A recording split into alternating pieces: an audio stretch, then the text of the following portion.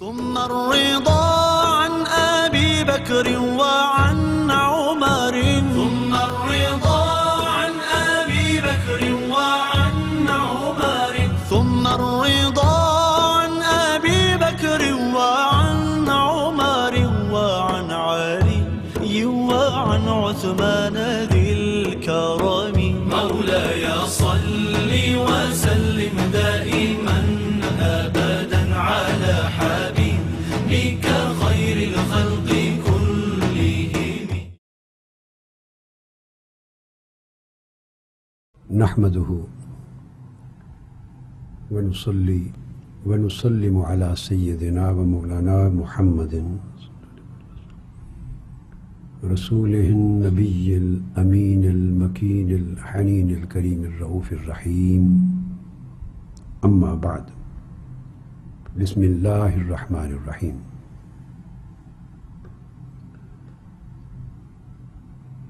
معزز مشائخ علماء کرام،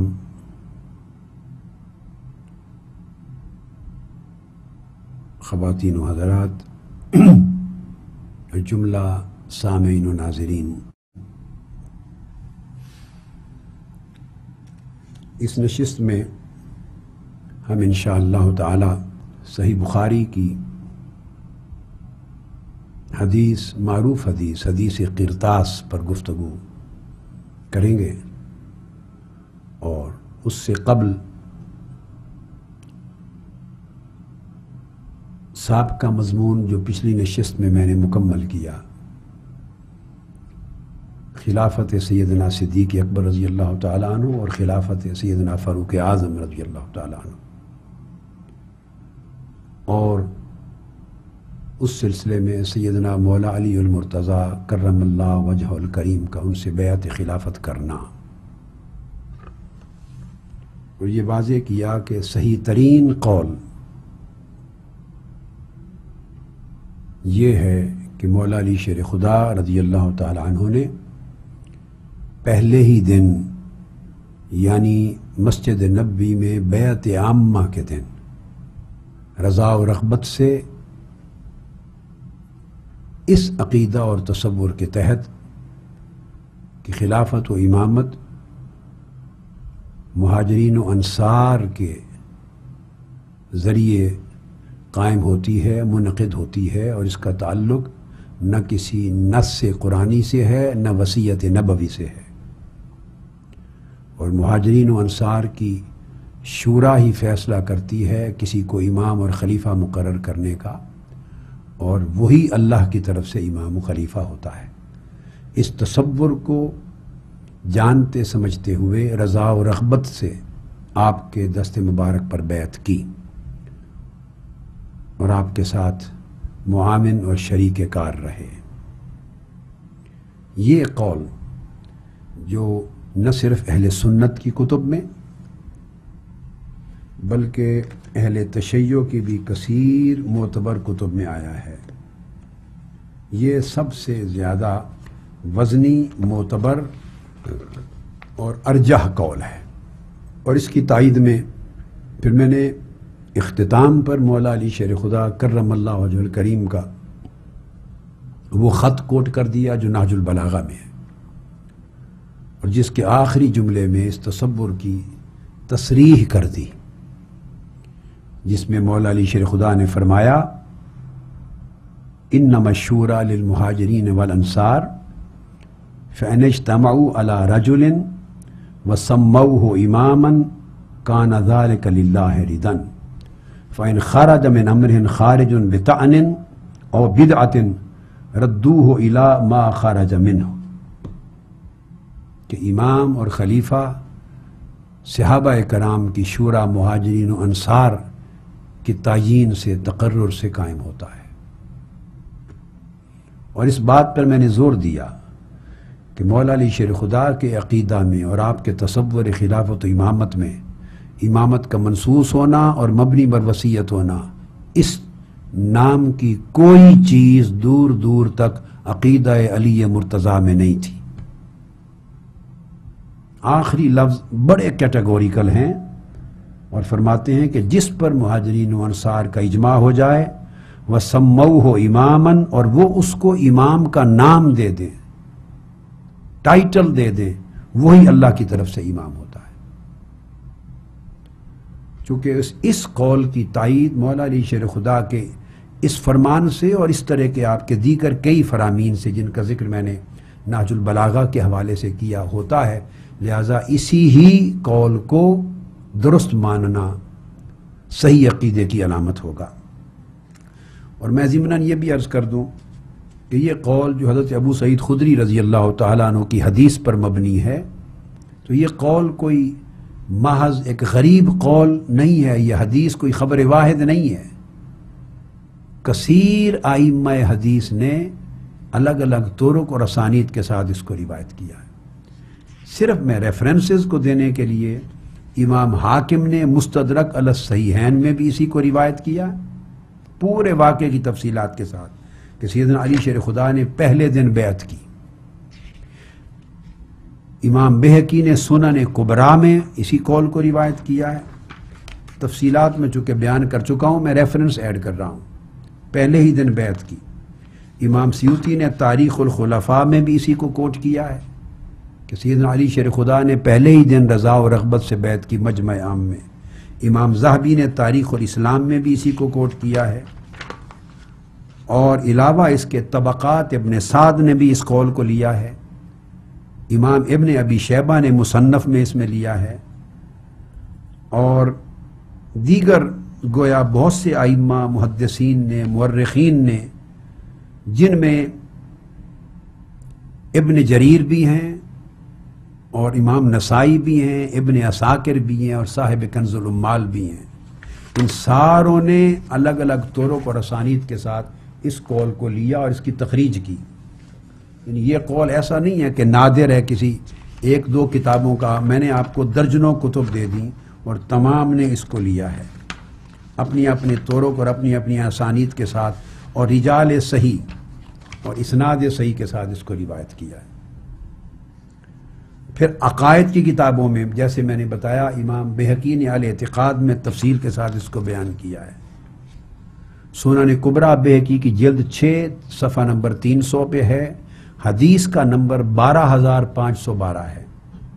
اس طرح حدیث کا نمبر 12512 میں مزید یہ قول انہوں نے پھر تصریح کی ہے کہ دوسرا قول وہ ظاہری کا ہے، وہ حدیث نہیں ہے، جس کا بخاری میں ذکر آیا تھا۔ اور ابن کثیر کا البدایہ والنہایہ میں اس قول کو لیا، حافظ ابن حجر عسقلانی نے فتح الباری میں، اور الغرض شرح نہج البلاغہ میں ابن ابی الحدید نے بھی اس قول کو لیا ہے۔ میں نے پہلے شرح نہج البلاغہ ابن میثم البحرانی کا حوالہ دیا آپ کو پچھلی نشست کے اختتام پر، اب یہی قول اس کو شرح نہج البلاغہ میں علامہ ابن ابی الحدید میں بھی جلد 2 صفحہ 50 پر لکھا ہے۔ اسی طرح پہلے دن سیدنا علی شیر خدا اور زبیر کا یہ کہنا کہ ہماری ناراضگی سوائے مشورہ نہ لیے جانے کے مسئلہ کے اور کسی مسئلہ پہ نہ تھی۔ اب اس سے بڑھ کر کیا تصریح چاہیے کہ مولا علی شیر خدا نہ آپ کا اپنا استحقاق خلافت من کنت مولا و فعلی مولا سے ڈیرائیو کر رہے ہیں، نہ حدیث کرتاس کا حوالہ مولا علی شیر خدا دے رہے ہیں، نہ کسی اور حدیث کی بنیاد پر اپنا استحقاق ثابت کر رہے ہیں۔ مولا علی شیر خدا نے جتنے مقامات پر گفتگو کی ہے انہوں نے اپنا استحقاق نہ حدیث غدیر خم سے کیا، نہ دیگر احادیث سے کیا، نہ حدیث کرتاس کو کسی چیز کو کبھی مینشن نہیں کیا، فقط 2 باتیں کی ہیں پوری ایمانداری سے، پوری تحقیق اور پورے تجسس مطالعہ کے بعد نچوڑ بتا رہا ہوں۔ ایک یہ فرمایا ہے آپ نے اور حضرت عباس نے بھی کہ ہمارا خیال تھا کہ جو کہ ہم رشتہ داری میں اقرب ہیں آقا علیہ السلام سے، کہ اس معاملے میں ہمارا بھی حق ہے۔ دوسری بات آپ نے فرمائی ہے کہ ہم اس لیے خفا ہوئے کہ ہمیں مشورہ میں ذرا مؤخر کیا گیا۔ یہ 2 باتیں بالکل فطری ہیں، طبعی ہیں، انسانی طبیعت کے ہیں، مطابق ہیں، جائز ہے، میں جائز کہہ رہا ہوں۔ اتنی بات پہ ملال ہو جانا اور یہ خیال آ جانا، چونکہ آقا علیہ السلام نے کوئی تعیین کی جو نہیں ہے، نہ وصیت کی نہ مقرر کیا، تو یہ ایک فطری چیزیں ہیں۔ بس جب اس پر سیدنا صدیق اکبر رضی اللہ تعالیٰ عنہ نے سچویشن کی وضاحت کر دی ثقیفہ بنو ساعدہ کے دن، جسے ایک داستان بنایا گیا ہے، وضاحت کر دی۔ جب مولا علی شیر خدا اس پر راضی ہو گئے اور قسم کھا کے کہہ دیا کہ بس ہماری اتنی سی ناراضگی تھی کہ مشورے میں مؤخر کیوں ہوئے، جو ختم ہو گئی، اور ہاتھ بڑھا کر کہا رہ گیا آپ کا استحقاق، واللہ آپ سے بڑھ کر امت میں کوئی مستحق ہی نہیں اس امر کا۔ تو جب مولا علی شیر خدا نے ایک بات کہہ دی، اس کے بعد کسی مسلمان کو کہاں حق پہنچتا ہے کہ وہ اس کو رد کر کے ایک نئے افسانے وضع کرے اور امت کو انتشار کی آگ میں جلاتا بھی رہے۔ کنز الامال میں بھی سیدنا علی شیر خدا سے یہی مروی ہے، اور مولا علی شیر خدا کرم اللہ وجہ الکریم تو یہاں تک فرماتے ہیں، اس میں روایت ہے کہ جب رسول پاک صلی اللہ علیہ وسلم نے ہمارے دین کے امور میں آپ کو امام بنا دیا تھا تو ہم دنیا کے امور میں آپ کو کیوں نہ مانیں، استدلال دیا ہے آپ نے۔ تو ان تمام کتب میں ہے۔ پھر الغرض دیگر بہت سی کتابیں جو اہل سنت کی، اہل تشیع کی، میں ساری دے چکا ہوں، ان کے اندر یہ ساری تفصیلات آ گئیں۔ یہ قول سب سے زیادہ مستحکم اور پختہ ہے۔ اب اس بات کی تائید میں ایک دلچسپ ریفرنس حدیث کرتاس کی طرف آنے سے قبل کوٹ کر دوں، اور وہ امام حسن بن حسن المثنی، امام حسن مجتبیٰ کے صاحبزادے۔ اب اہل بیت کے ان قریبی شہزادوں سے بڑھ کر عقیدہ امامت و خلافت کا اور کون جانتا تھا، اور من کنت مولا و فعلی مولا کا معنی اور کون جانتا تھا۔ امام حسن مجتبیٰ کے صاحبزادے روایت کر رہے ہیں۔ محمد بن عبد الوہاب روایت کرتی ہے یحییٰ بن ابراہیم بن محمد بن علی سے، وہ ابو عبداللہ محمد بن یعقوب سے، وہ محمد بن عبد الوہاب سے، وہ روایت کرتے ہیں امام جعفر بن عون سے، وہ فضیل بن مرزوق، اور وہ فرماتے ہیں سمعت الحسن ابن الحسن، ان سے سألہ رجل، امام حسن مجتبیٰ کے صاحبزادے سے، یعنی امام زین العابدین کے کزن، ان سے کسی نے پوچھا کہ آپ کہتے ہیں کہ حضور علیہ السلام کا جو فرمان تھا من کنت مولا فعلی مولا، آپ امام اہل بیت ہیں، اس پر آپ نے فرمایا حق ہے، بالکل رسول پاک صلی اللہ علیہ وسلم نے یہ فرمایا تھا۔ پوچھنے والے نے پوچھا اگر یہ بات ہے تو کیا اس سے مراد ان کی خلافت و امارت نہیں تھی؟ اس پر سیدنا امام حسن مثنی، امام حسن مجتبیٰ کے صاحبزادے، وہ جواب دیتے ہیں واللہ لو یعنی بذالک رسول اللہ صلی اللہ علیہ وسلم، خدا کی قسم اگر من کنت مولا ہو فعلی مولا سے رسول پاک صلی اللہ علیہ وسلم مراد حضرت علی کی امارت، سلطنت اور خلافت لیتے، اگر حضور علیہ السلام کے ذہن میں یہ ہوتا کہ اس ارشاد سے مراد یہ ہے کہ وہ امیر ہوں گے، خلیفہ ہوں گے، تو لَأَفْصَحَ لَهُمْ بِذَلِكَ، وہ صحابہ کرام کو وہی غدیر خم کے مقام پر خود وضاحت کر دیتے کہ یہ معنی ہے میرے فرمان کا، کیونکہ فَإِنَّ رسول اللہ صلی اللہ علیہ وسلم کَانَ أَنْصَحَ لِلْمُسْلِمِينَ، کہ آقا علیہ السلام مسلمانوں کے لیے سب سے بڑھ کر نصیحت فرمانے والے تھے، اور وہ وہاں فرما دیتے فقال یا ایھا الناس ھذا ولی امرکم والقائم علیکم من بعدی فاسمعوا لہ واطیعوا، اے لوگو یہ جو علی ہے مولا، یہ تمہارا میرے بعد ولی الامر ہوگا، قائم ہوگا، خلیفہ ہوگا، اس کی بات سننا اور اس کی اطاعت کرنا۔ کیوں نہیں فرمایا؟ یہ امام حسن مجتبیٰ کے صاحبزادے مولا علی شیر خدا کے سگے پوتے کہہ رہے ہیں۔ تو جب آقا علیہ السلام نے یہ بات نہیں کی اور یہ معنی متعین نہیں کیا تو آپ کون ہوتے ہیں اس کا ایک نیا معنی پہنانے والے؟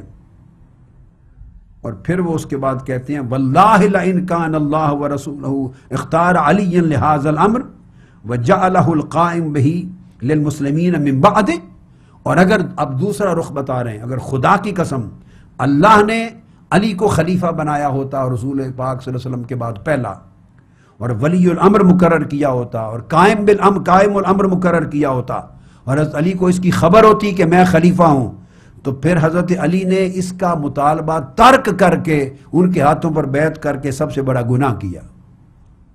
کیوں گناہ کیا؟ وہ خود تارک ہوئے، اللہ کے حکم کی خلاف ورزی کرنے۔ لَكَانَ عَلِيٌّ أَوَّلُ مَنْ تَرَكَ أَمْرَ اللَّهِ وَأَمْرَ رَسُولِهِ، پھر یہ جرم مولا علی شیر خدا پر آتا ہے کہ انہوں نے اللہ کے امر اور رسول کے امر کو کیوں ترک کر دیا جو اللہ اور اللہ کے رسول نے ان کو دیا تھا۔ اب یہ جو اثر ہے مولا علی شیر خدا کے پوتے امام اہل بیت روایت کرتے ہیں، یہ بھی سند صحیح کے ساتھ ہے۔ امام بہقی نے اس کو تفصیل سے فرمایا، اور اسی طرح آپ کے بھائی حضرت عبداللہ بن حسن المثنی وہ بھی روایت کرتے ہیں، اگر ان کا بھی یہ مضمون، ان کے پاس فرماتے ہیں کسی رافضی نے آ کے ان سے یہ کہا کہ کیا رسول پاک نے من کنت مولا فعلی مولا نہیں فرمایا تھا؟ آپ سمجھ گئے اس کا مدعا؟ فرمانے لگے فرمایا تھا، مگر خدا کی قسم اگر رسول اللہ صلی اللہ علیہ وسلم کی مراد اس لفظ فعلی مولا سے مراد ان کو امارت اور ان کو سلطنت اور ان کو خلافت دینی ہوتی تو آقا علیہ السلام اسی طرح اس کی وضاحت کر دیتے جس طرح آپ نے کما افصح لہم بالصلاۃ والزکاۃ وصیام رمضان وحج البیت، جس طرح نماز روزہ حج زکوٰۃ کی آقا علیہ السلام نے وضاحت کر دی، اس طرح اس امر کی بھی وضاحت کر دیتے، کیونکہ اور پھر یہ فرما دیتے کہ یہ تمہارے ولی الامر ہیں، ان کو سننا اور ان کی اطاعت کرنا۔ جب آقا علیہ السلام نے ایسی کوئی بات نہیں کی تو کسی کو حق نہیں پہنچتا کہ یہ معنی غلط منسوب کرے کوئی رسول اللہ صلی اللہ علیہ وسلم کے قول کی طرف۔ یہ عبداللہ بن الحسن المثنی امام حسن مجتبیٰ کے پوتے، ان کی روایتیں، تو گویا یہ تمام چیزیں مل کر اس بات کی تصریح کرتی ہیں کہ یہ مفہوم بعد میں گھڑے گئے اور یہ معنی ولایت اور خلافت کا بعد میں لیا گیا، اور یہ ظلم کے داستانیں بھی بعد میں گھڑی گئیں، اور امامت اور خلافت کے بارے میں یہ عقیدہ بھی بعد میں وضع کیا گیا۔ اب اس میں ایک آخری بہت دلچسپ اور ایمان افروز حوالہ ہے، وہ جو میں کوٹ کرنا چاہتا ہوں، کشف الغمہ فی معرفت الائمہ، اس میں بھی فرماتے ہیں، یہ وہ 6 ماہ والی روایت کو لیتے ہوئے اس میں فرماتے ہیں کہ مولا علی شیر خدا کرم اللہ وجہ الکریم نے، اب اس کے بعد علماء نے تحقیق آگے الگ الگ کی، چونکہ 2 قول میں نے بتایا نا، تو انہوں نے کہا کہ اب بعض علماء نے تحقیق کی کہ وہ امور میں داخل نہیں تھے، تو بعد میں پھر تجدید بیعت کی ہے 6 ماہ کے بعد، جو 6 ماہ کے بعد کرنے کا قول کرتے ہیں، جس کے بارے میں نے کہہ دیا کہ وہ اصح اور اثبت نہیں ہے، اس پر وہ بیان کشف الغمہ میں بھی کرتے ہیں۔ وہ یہ کہ آپ نے خود فرمایا، اے ابوبکر صدیق کل انشاءاللہ ہمارا وعدہ ہوا اور ہم آ کے بیعت کریں گے۔ فلما صلی ابو بکر الظہر اقبل علی الناس، جب ظہر کی نماز پڑھ چکے تو سیدنا علی شیر خدا بھی آ گئے۔ سیدنا صدیق اکبر نے وہی مشورے میں تاخیر کی معذرت کی اور اس کے بعد کھڑے ہوئے سیدنا علی شیر خدا، انہوں نے سیدنا صدیق اکبر کے استحقاق کو اپنے خط میں بیان کیا، آپ کی فضیلت بیان کی، اور خلافت میں آپ کی سبقت اور استحقاق میں آپ کا مقدم ہونا بیان کیا۔ ثم قام الی ابی بکر فبایعہ، پھر وہ آگے بڑھے اور مجمع عام میں سیدنا صدیق اکبر کی بیعت کی۔ فاقبل الناس علی علی، پھر تمام لوگ حضرت علی کی طرف بڑھ پڑے اور قالوا اصبت واحسنت، واہ واہ اے علی شیر خدا، واہ واہ مبارک ہو مبارک ہو، تو ساروں نے سیدنا علی شیر خدا کی اس عمل کی تقدیم کی، کیونکہ اسلام کی قوت میں اضافہ ہوا۔ اب یہ روایات خواہ 6 ماہ کے بعد والی لے، جس کو میں نے کر دیا وہ کمزور قول ہیں، اور خواہ پہلے دن بیعت کرنے کے لیے جس کے اوپر کثیر شہادتیں ہیں اور وہ سب سے قوی اور راجح قول ہے، دونوں صورتوں میں ظلم اور جبر سے بیعت کرانے اور تلوار سے اور گھسیٹ کر لا کر بیعت کروانے کا جو تصور ہے، یہ قطعاً جھوٹا، کذب پر مبنی موضوع اور باطل قرار پا جاتا ہے۔ اور اس کے ساتھ پھر وہ جو ثقیفہ بنو ساعدہ کی ساری جو قصہ ہے، اس کے ساتھ یہ بات کرنا کہ جیسا کہ میں نے عرض کر دیا تھا کہ یہ غائب ہو گئے اور جنازے میں شریک نہ ہوئے اور تدفین میں معاذ اللہ شریک نہ تھے، میں نے شروع میں یہ پوری بات سمجھا دی تھی، میں نے چاہا کہ اس کے ریفرنسز صرف اب کوٹ کر دوں تاکہ وہی بات بغیر دلیل اور حوالہ کے نہ رہے۔ تمام کتب اہل سنت کی بھی اور اہل تشیع کی بھی آقا علیہ الصلوۃ والسلام کے جنازہ مبارک پر اور آپ کی نماز پر اور آپ کے جسد اقدس پر اور آپ کی تجہیز و تکفین پر جمی امور میں ان کا موجود ہونا تمام کتب میں بالاجماع موجود ہے اور ثابت ہے۔ یہ تہمت صدیوں کے بعد آج فتنہ گری کی خاطر لگائی گئی ہے۔ ہماری اپنی کتاب شمائل ترمذی میں یہ موجود ہے، باب ما جاء فی وفات رسول اللہ صلی اللہ علیہ وسلم، حتیٰ کہ وہ جتنی چیزیں میں نے پہلے عرض کی تھیں کہ سیدنا فاروق اعظم کے جذبات کو کنٹرول کرنے کے لیے آپ کا موجود ہو کہ خطبہ دینا، یہ موجود ہے۔ سیدنا صدیق اکبر کے ارشاد اور حدیث سنانے پر آپ کی قبر انور کی جگہ کا تعین کرنا، وہ اس میں موجود ہے۔ اور پھر آپ کے غسل کے لیے مہاجرون کا اور ان کا مشورہ کرنا کہ غسل کون دے، اور آپ کے فلاں فلاں تدفین میں تجہیز میں شریک ہوں اہل بیت میں سے، فلاں اس کے دفن کرنے میں شریک ہوں، ان تمام امور میں سیدنا صدیق اکبر رضی اللہ تعالیٰ عنہ ہدایات دیتے رہے اور مشاورت میں شریک رہے۔ سنن ابن ماجہ میں بھی موجود ہے، کتاب الجنائز باب و ذکر وفاتہ و دفنہ، جلد اول صفحہ 520، حدیث کا نمبر ہے 1628، اس میں بھی موجود ہے سارا۔ اور یہاں تک کہ انہوں نے فرمایا کہ سیدنا صدیق اکبر رضی اللہ تعالیٰ عنہ نے لوگوں کو وہ جو اختلاف ہو گیا تھا، لقد اختلف المسلمون في المكان الذي يغفر له فقال قائلون يدفن في مسجده وقال قائلون يدفن مع اصحابه، مگر فقال ابو بکر انی سمعت رسول اللہ صلی اللہ علیہ وسلم یقول ما قبض نبی الا دفن حيث يقبض، قال فرفعوا فراش رسول الله الذي توفي فيه علی فحفروا له ثم دفن صلی اللہ علیہ وسلم وسط الليل من ليلة الاربعاء۔ یہ اختلاف تھا، مسجد میں دفن کریں، جنت البقیع میں کریں۔ صدیق اکبر رضی اللہ تعالیٰ عنہ کے اس فرمان پر کہ آقا کی حدیث اور فرمان یہ ہے جہاں نبی کا وصال ہوتا ہے وہیں تدفین ہوتی ہے، اس پر انہوں نے چارپائی مبارک ہٹائی چونکہ وصال ہوا تھا اس پر، ایک طرف کی، اور اس کے نیچے کی جگہ کو دفن قبر کے لیے کھودا اور وہاں تدفین ہوئی۔ تو صدیق اکبر رضی اللہ تعالیٰ عنہ اول تا آخر ہر لمحے پر موجود اور حاضر رہے ہیں۔ یہ تماشا ایک داستان بنائی گئی ہے لوگوں کو گمراہ کرنے کے لیے کہ وہ اپنی سلطنتوں اور خلافتوں اور اقتدار کے دندے میں مصروف رہے، اور ادھر رسول السلام کا جنازہ صرف اہل بیت پاک کے پاس رہا، وہ بھاگ گئے۔ استغفر اللہ العظیم۔ یہی مسند ابو یعلا میں بھی حدیث میں سب کچھ موجود ہے، حدیث نمبر 22 جلد اول صفحہ 31 میں یہ ساری تفصیلات ہیں۔ امام سرخسی کی المبسوط میں موجود ہے، جلد 2 صفحہ 67 میں۔ ابن ہشام کی سیرت نبویہ میں موجود ہے، جلد 6 صفحہ 83 اور 86 میں۔ ان تمام کتابوں میں جو میں نے تفصیلات عرض کی ان میں موجود ہے۔ تنویر الحوالق امام سیوطی کی، اس کے اندر موجود ہے، حتیٰ کہ یہاں تک ہے کہ پھر وہ صف در صف لوگ داخل ہوئے، وَلَيْسَ لَهُمْ امام، بغیر امام کے 10 آدمی آتے، وہ آقا علیہ السلام پر السلام علیکہ ایھا النبی ورحمۃ اللہ وبرکاتہ، السلام علیکہ یا رسول اللہ، یہ پڑھ کے گزرتے چلے جاتے اور شہادت دیتے کہ آپ نے اللہ کا پیغام ہم تک سچ پہنچا دیا۔ یہ نماز جنازہ تھی، اور اس میں سیدنا صدیق اکبر موجود تھے۔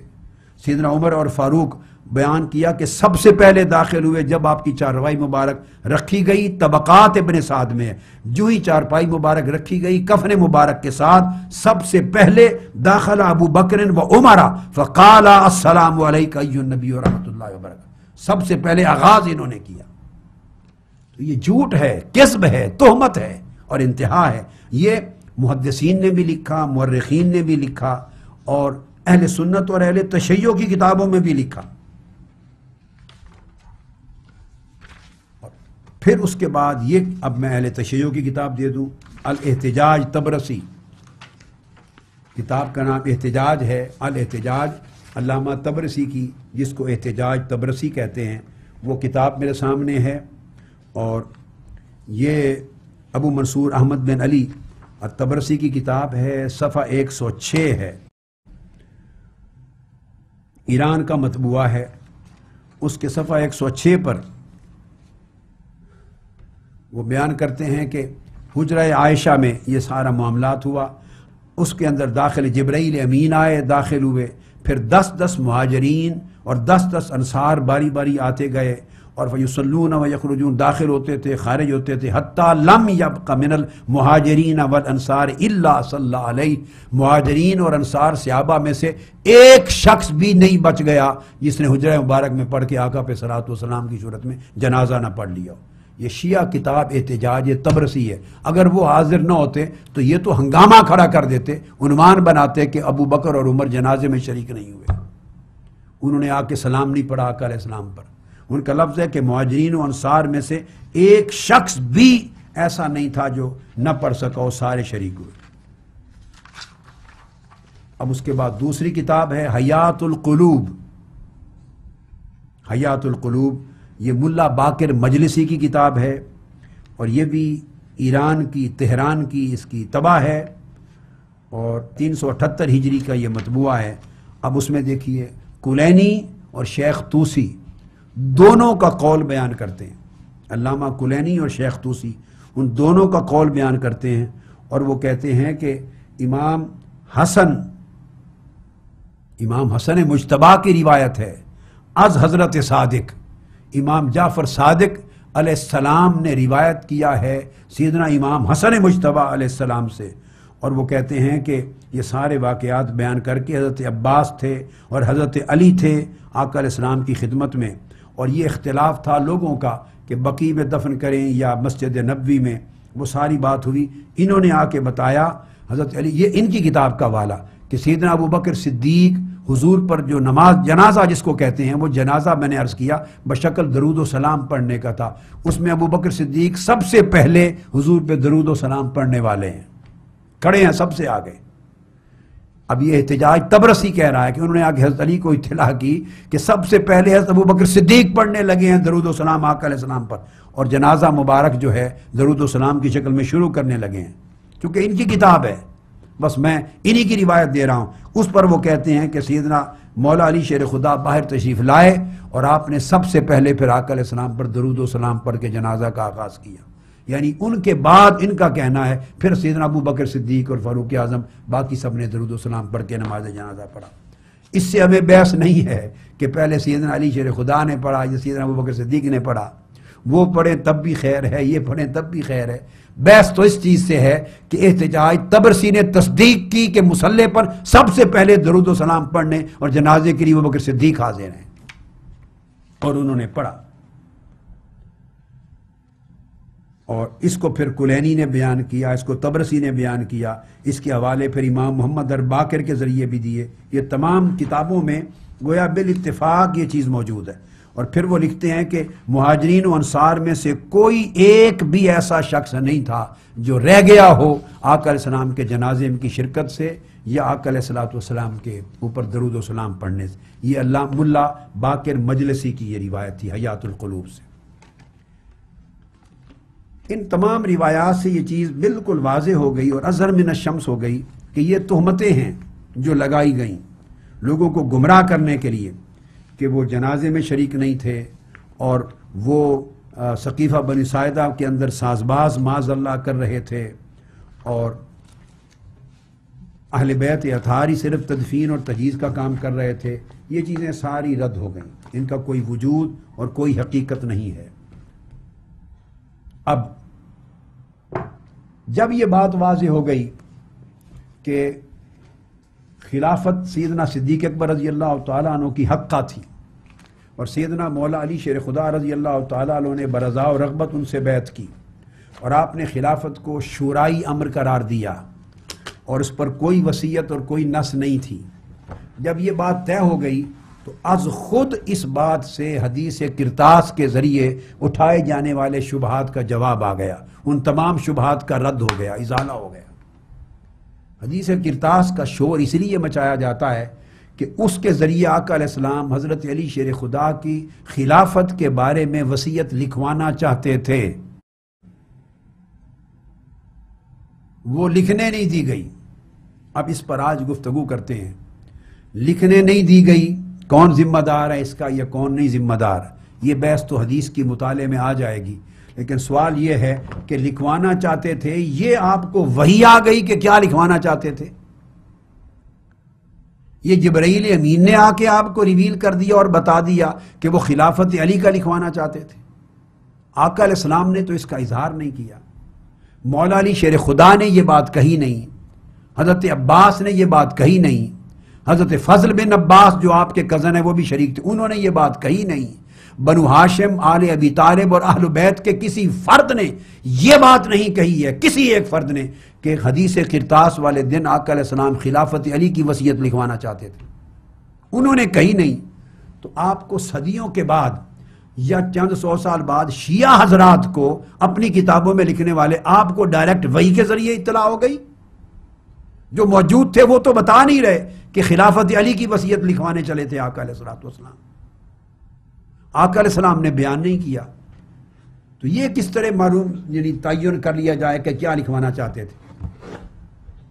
اب آج بڑے اطمینان کے ساتھ حدیث کرتاس کو بھی سنیے، اور اس کی انشاءاللہ ہم تجزیہ بھی کرتے ہیں، اور اس پر اٹھنے والے جملہ اعتراضات، شبہات اور جو بھی ابہامات ہیں اس کا بھی تفصیل سے جائزہ لیتے ہیں. حدیث کرتاس کے ذریعے کچھ تہمتیں لگائی گئی ہیں، کچھ الزامات عائد کیے گئے ہیں، کچھ شکوک و شبہات پیدا کیے گئے ہیں. وہ شکوک و شبہات یہ حدیث کرتاس کے ذریعے جو کہا گیا ہے معاذ اللہ، وہ یہ کہا گیا سب سے پہلے کہ آقا علیہ الصلوۃ والسلام نے فرمایا تھا کہ میں تمہیں ایک اہم امر لکھوانا چاہتا ہوں، دوات اور ہڈی لے آؤ. وہ اس وقت قلم کے طور پہ یوز ہوتی تھی، تو گویا آقا علیہ السلام کے فرمان کو نہیں مانا گیا، نافرمانی کی. یہ پہلا الزام لگایا گیا. الزامات پہلے بتا دوں تاکہ بعد میں حدیث پڑھیں گے اور آپ معلوم کر سکیں کہ کیا کچھ ثابت ہوتا ہے اس حدیث سے یا نہیں. تو پہلا یہ کہا گیا معاذ اللہ کہ امت کو گمراہی سے بچانے کے لیے آقا علیہ السلام کوئی نہایت اہم چیز لکھوانا چاہتے تھے اور آپ کو اس تحریر سے روک دیا گیا. یہ معاذ اللہ ظلم ہے. کس نے روکا؟ اب صاف ظاہر الزام لگانے والے احباب کا اشارہ صحابہ کرام اور سیدنا فاروق اعظم کی طرف ہوتا ہے، جو کہ حدیث میں موجود نہیں ہے. کس نے روکا؟ ہم آئیں گے حدیث پر، پہلے الزامات سن لیں. دوسری بات یہ کہی جاتی ہے کہ آقا علیہ الصلوۃ والسلام نے حکم فرمایا تھا کہ میرے پاس لے آؤ دوات اور لکھنے کے لیے ہڈی بطور قلم لے آؤ، میں لکھوں.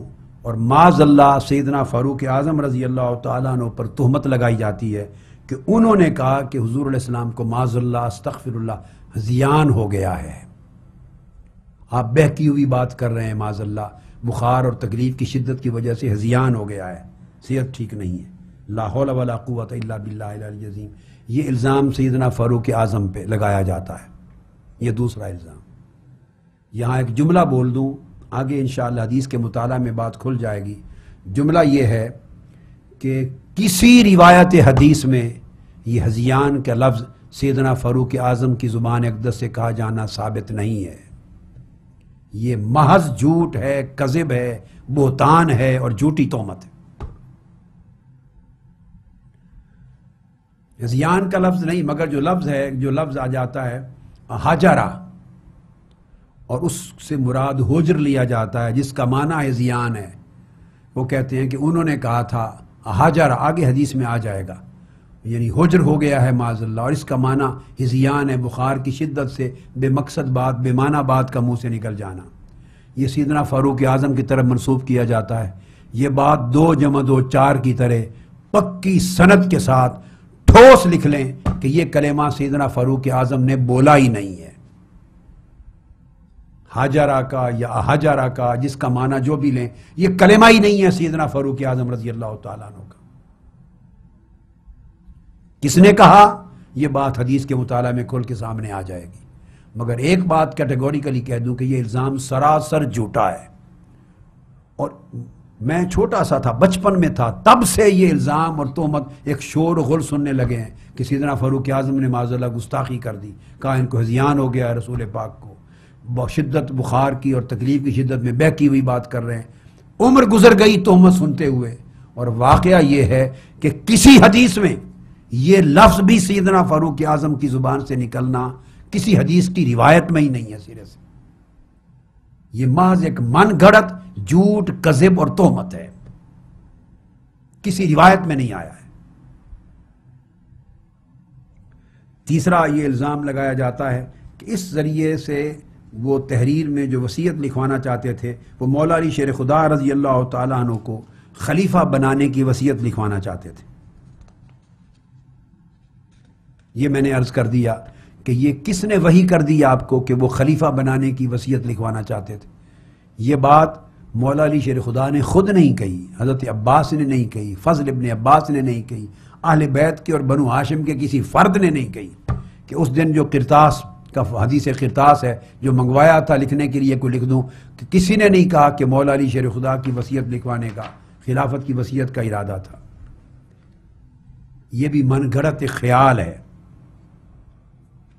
اگر یہ تصور کرتے ہیں آپ کے مولا علی شیر خدا کی خلافت کی وصیت لکھوانا چاہتے تھے، تو اہل سنت کا اس موقع پر خیال ہے کہ اس دن وہ سیدنا ابو بکر صدیق کی خلافت کی وصیت لکھوانا چاہتے تھے۔ اب آپ ٹکر لیں دونوں آپس میں۔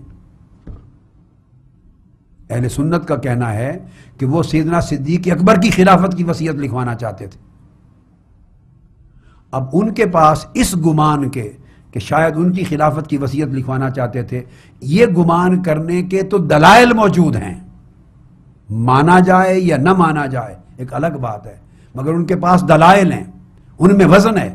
مگر سیدنا مولا علی شیر خدا کی خلافت کی وصیت لکھوانا، اس کے لیے کوئی شہادت اور شواہد ہی موجود نہیں، یہ گمان محض ہے۔ یہ جب بنیادی چیز آپ کے ذہن نشین کر دی تو اب میں اس کا آغاز میں شروع کرتا ہوں پوری حدیث سے، کہ پہلے حدیث آپ پڑھ لیں اور اس کے بعد ترتیب کے ساتھ ہم اس موضوع کو لیتے ہیں۔ بخاری شریف میں یہ حدیث کئی مقامات پر آئی۔ حدیث کا مضمون پڑھ دیتا ہوں۔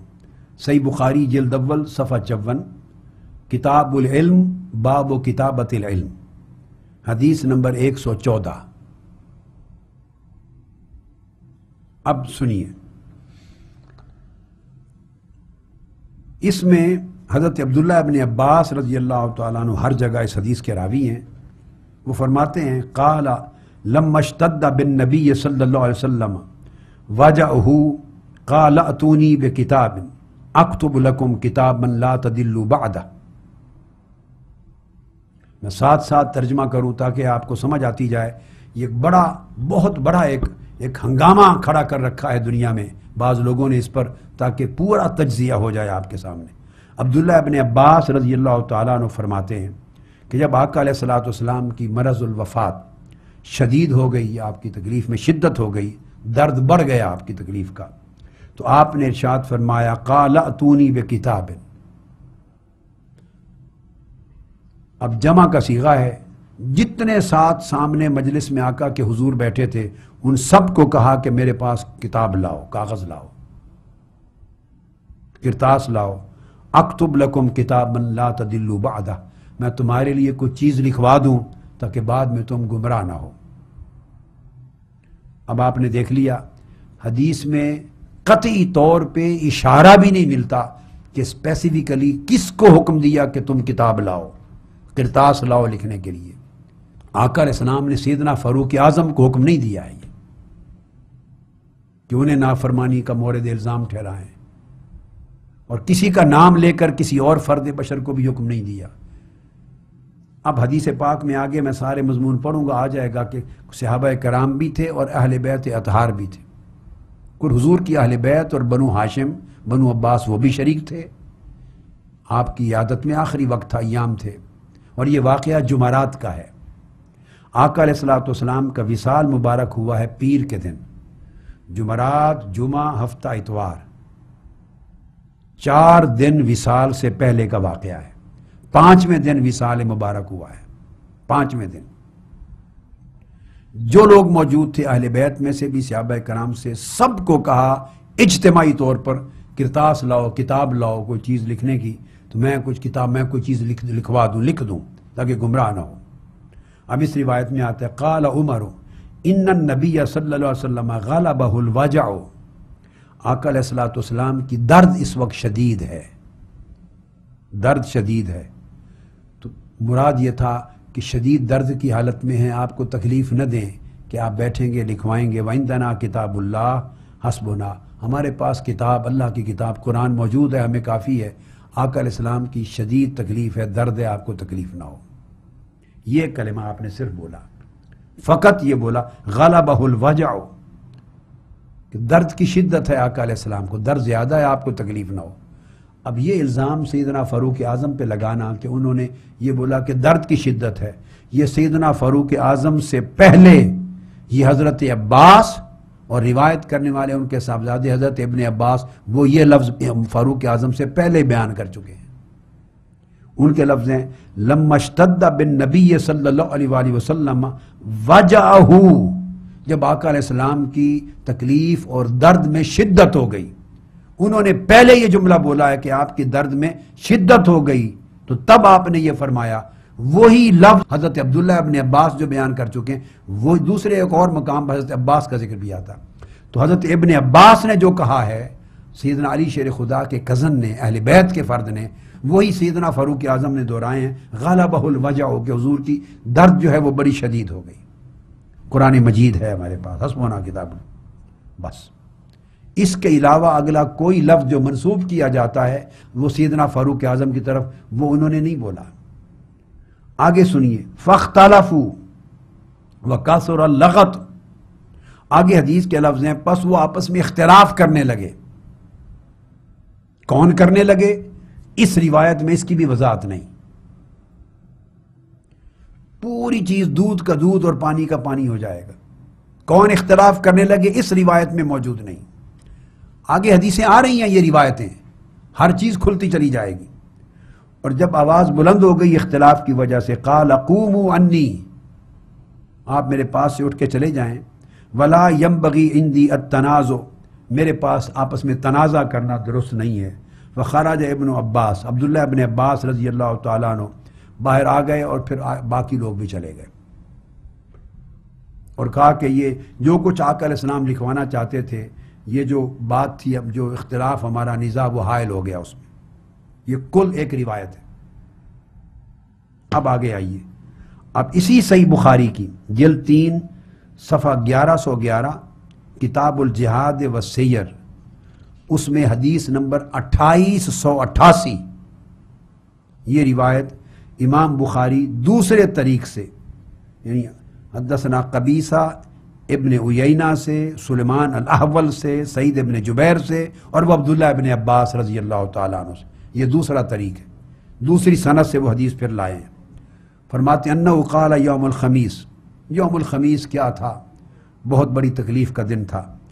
پھر فرماتے ہیں فقال اشتد برسول اللہ صلی اللہ علیہ وآلہ وسلم وجعہ، جو لفظ سیدنا فاروق اعظم نے کہا ہے وہی لفظ عبداللہ ابن عباس کہہ رہے ہیں کہ آقا علیہ الصلوۃ والسلام کی درد میں جب شدت ہو گئی اور آپ کی تکلیف میں جب شدت ہو گئی پیر کے دن، فقال اتونی بکتاب اکتب لکم کتابا لن تدلوا بعدہ ابدا. اب سنیے، یہ جو روایت حدیث بخاری کی پڑھ رہا ہوں، اس میں سیدنا فاروق اعظم رضی اللہ تعالیٰ عنہ کا وہاں تذکرہ ہی نہیں ہے، موجود ہونا ہی بیان کوئی نہیں ہوا. موجود ہونا ہم اس لیے مانتے ہیں کہ جو کہ بعض روایتوں میں آپ کا موجود ہونا اور وہ جملہ بولنا کہ آپ کی مرض تکلیف میں شدت ہے آقا علیہ السلام کی، حسبنا کتاب اللہ کا کلمہ آیا ہے. اس روایت میں سیدنا عمر فاروق رضی اللہ تعالیٰ عنہ کا ذکر ہی نہیں. اب ایک بات بڑی کامن سینس کی بات ہے، اگر اس حدیث قرطاس کے واقعہ میں سیدنا فاروق اعظم رضی اللہ تعالیٰ عنہ نے کسی بحث و تمیز میں حصہ لیا ہوتا، یا اختلاف اور نزاع میں کوئی پارٹیسپیٹ کیا ہوتا، یا کوئی بڑا میجر کنسیڈریبل رول ہوتا ان کا، یا نمایاں طور پر کوئی بحث جھگڑا یا روکنے ٹوکنے میں کوئی ان کا خاص دخل ہوتا، تو کسی وقت بھی عبداللہ ابن عباس اس کو روایت کرتے ہوئے ان کا نام ترک نہ کرتے. وہ میجر رول ہوتا ان کا، پیویٹل، ان کا نام کبھی ترک نہ کرتے. ایک جگہ لیا ہے چونکہ ان کا سارا ایک جملہ بولا ہے کہ آقا علیہ السلام کی اس وقت تکلیف میں بہت شدت ہے، اور ان کو تکلیف بس شدت ہے، ہم قرآن مجید ہے ہمیں کافی ہے، بس ایک مرتبہ جملہ بولا ہے. اس کے علاوہ کوئی کلمہ سیدنا فاروق اعظم نے نہیں بولا. اور میں ایک بات ان ایڈیشن کہہ دوں، آگے ثبوت دوں گا، وہ جو فاختلفوا اختلاف کیا ہے، اس اختلاف میں بھی سیدنا فاروق اعظم شامل نہیں. آگے سمجھا دوں گا. اگر آپ پوچھیں اختلاف، یہاں پھر لفظ آتا ہے، آپ نے فرمایا کتاب لاؤ میں کچھ لکھوا دوں تاکہ بعد میں گمراہ نہ ہو. فتنازعوا، کچھ نہیں بیان کیا کون، وہ آپس میں نزاع جھگڑا کرنے لگے. اور جس حدیث میں حاجرہ کا یہ لفظ آیا ہے، یہ روایت جو پڑھ رہا ہوں، اس میں سیدنا فاروق اعظم کے موجود ہونے کا بھی ذکر کوئی نہیں. اور ان کی زبان مبارک سے وہ ایک کلمہ جو اوپر کی روایت میں تھا وہ بھی مذکور نہیں ہے اس روایت میں. فتنازعوا، وہ جھگڑا کرنے لگے، نزاع کرنے لگے. ولا ينبغي عند نبي تنازع، اور اس میں اب وہ کہہ رہے ہیں خود اپنی طرف سے کہ نبی کی بارگاہ میں تنازع جائز نہیں. فقالوا، اور وہ جو نزاع کرنے لگے، بڑی توجہ سے حضرات محترم میری ان باتوں کو سننا. اس حدیث پر اس طریقے سے موقع نہیں ملا آپ لوگوں کو بات کسی کی سننے کا، صرف شور شرابہ، ہنگامہ آرائی اور بہتان ترازی چلتی رہی ہے. اب یہ پردہ چاک ہوگا کہ یہ جو سارا افسانہ اور ہنگامہ اور الزام تراشی کی مہم ہے اس کی حقیقت کیا ہے. توجہ سے لفظ لفظ سننا. اب یہاں بیان نہیں کیا فتنازعوا، تنازع کس نے کیا، مگر جس نے اختلاف کیا اور تنازع کیا. اب عبداللہ ابن عباس انہی کی بات کر رہے ہیں. فقالوا، پہلے لفظ آیا ہے فتنازعوا، آقا علیہ السلام نے فرمایا لاؤ کتاب کچھ لکھوا دوں. فتنازعوا، پھر وہ نزاع کرنے لگے، آپس میں جھگڑا کرنے لگے، اور جھگڑا حضور کی بارگاہ میں جائز نہیں. فقالوا، اور جو جھگڑا کرنے لگے انہوں نے کہا، جو آپس میں اختلاف اور نزاع کر رہے تھے انہوں نے کہا فقالوا حاجر رسول اللہ صلی اللہ علیہ وآلہ وسلم. تو یہ سیدنا فاروق اعظم نے کہاں کہا ہے، ان کی طرف کیسے منسوب ہو گیا. آگے بھی روایتیں آئیں گی، کسی ایک روایت میں بھی سیدنا فاروق اعظم کی طرف یہ لفظ منسوب نہیں ہوا. یہ صرف ذاکروں نے ایک جھوٹی داستان گڑھ لی ہے الزام کے لیے. فرمایا فتنازعوا، تنازع کرنے لگے، اور جو تنازع کر رہے تھے فقالوا، انہوں نے کہا حجر رسول اللہ صلی اللہ علیہ وآلہ وسلم. اس کا معنی میں باغ میں آتا ہوں. اس حاجرہ کا معنی کیا گیا معاذ اللہ کہ رسول اللہ صلی اللہ علیہ وسلم کو کیا ہذیان ہو گیا ہے. یہ بات نہیں، صاف معنی کر دوں، یہ گستاخی کی بات ہے. لفظ حاجرہ اگر تو یہ حجر سے ہو تو پھر معنی ہذیان بنتا ہے، اور اگر یہ حجر سے ہو اور قرین قیاس یہی ہے کہ یہ حجر سے ہے تو حاجرہ کا معنی ہے کیا رسول اللہ ہم سے جدا ہونے لگے ہیں، کیا وصال فرمانے لگے ہیں، کیا آقا علیہ السلام ہمیں چھوڑ کے فراق ہونے والا ہے، ہمیں چھوڑ کے اب جا رہے ہیں آقا علیہ السلام، حاجر ہم سے جدا ہونے لگے. یہ بات ہے، یہ معنی جس کو ہذیان بنا دیا گیا. ہذیان کا لفظ حدیث کی کسی روایت میں درج نہیں ہے، کسی روایت میں درج نہیں. تو پھر کیوں اصرار ہے کچھ لوگوں کا، جس نے بھی کہا، یہ بعد میں کھل جاتی ہے بات، جس نے بھی کہا حاجرہ، اس پر کیوں اصرار کرتے ہیں کہ ہذیان کہا. معاذ اللہ، ہذیان کا لفظ حدیث کی نص میں نہیں آیا، لفظ آیا ہے حاجرہ. اور لفظ حاجرہ کے دو معنی بنتے ہیں. اگر حجر سے ہو تو معنی ہذیان ہے، بخار اور تکلیف کی حالت میں ایسی چیز کا نکلنا. اور یہ لفظ اگر حجر سے ہو تو اس کا معنی ہے جدائی، فراق.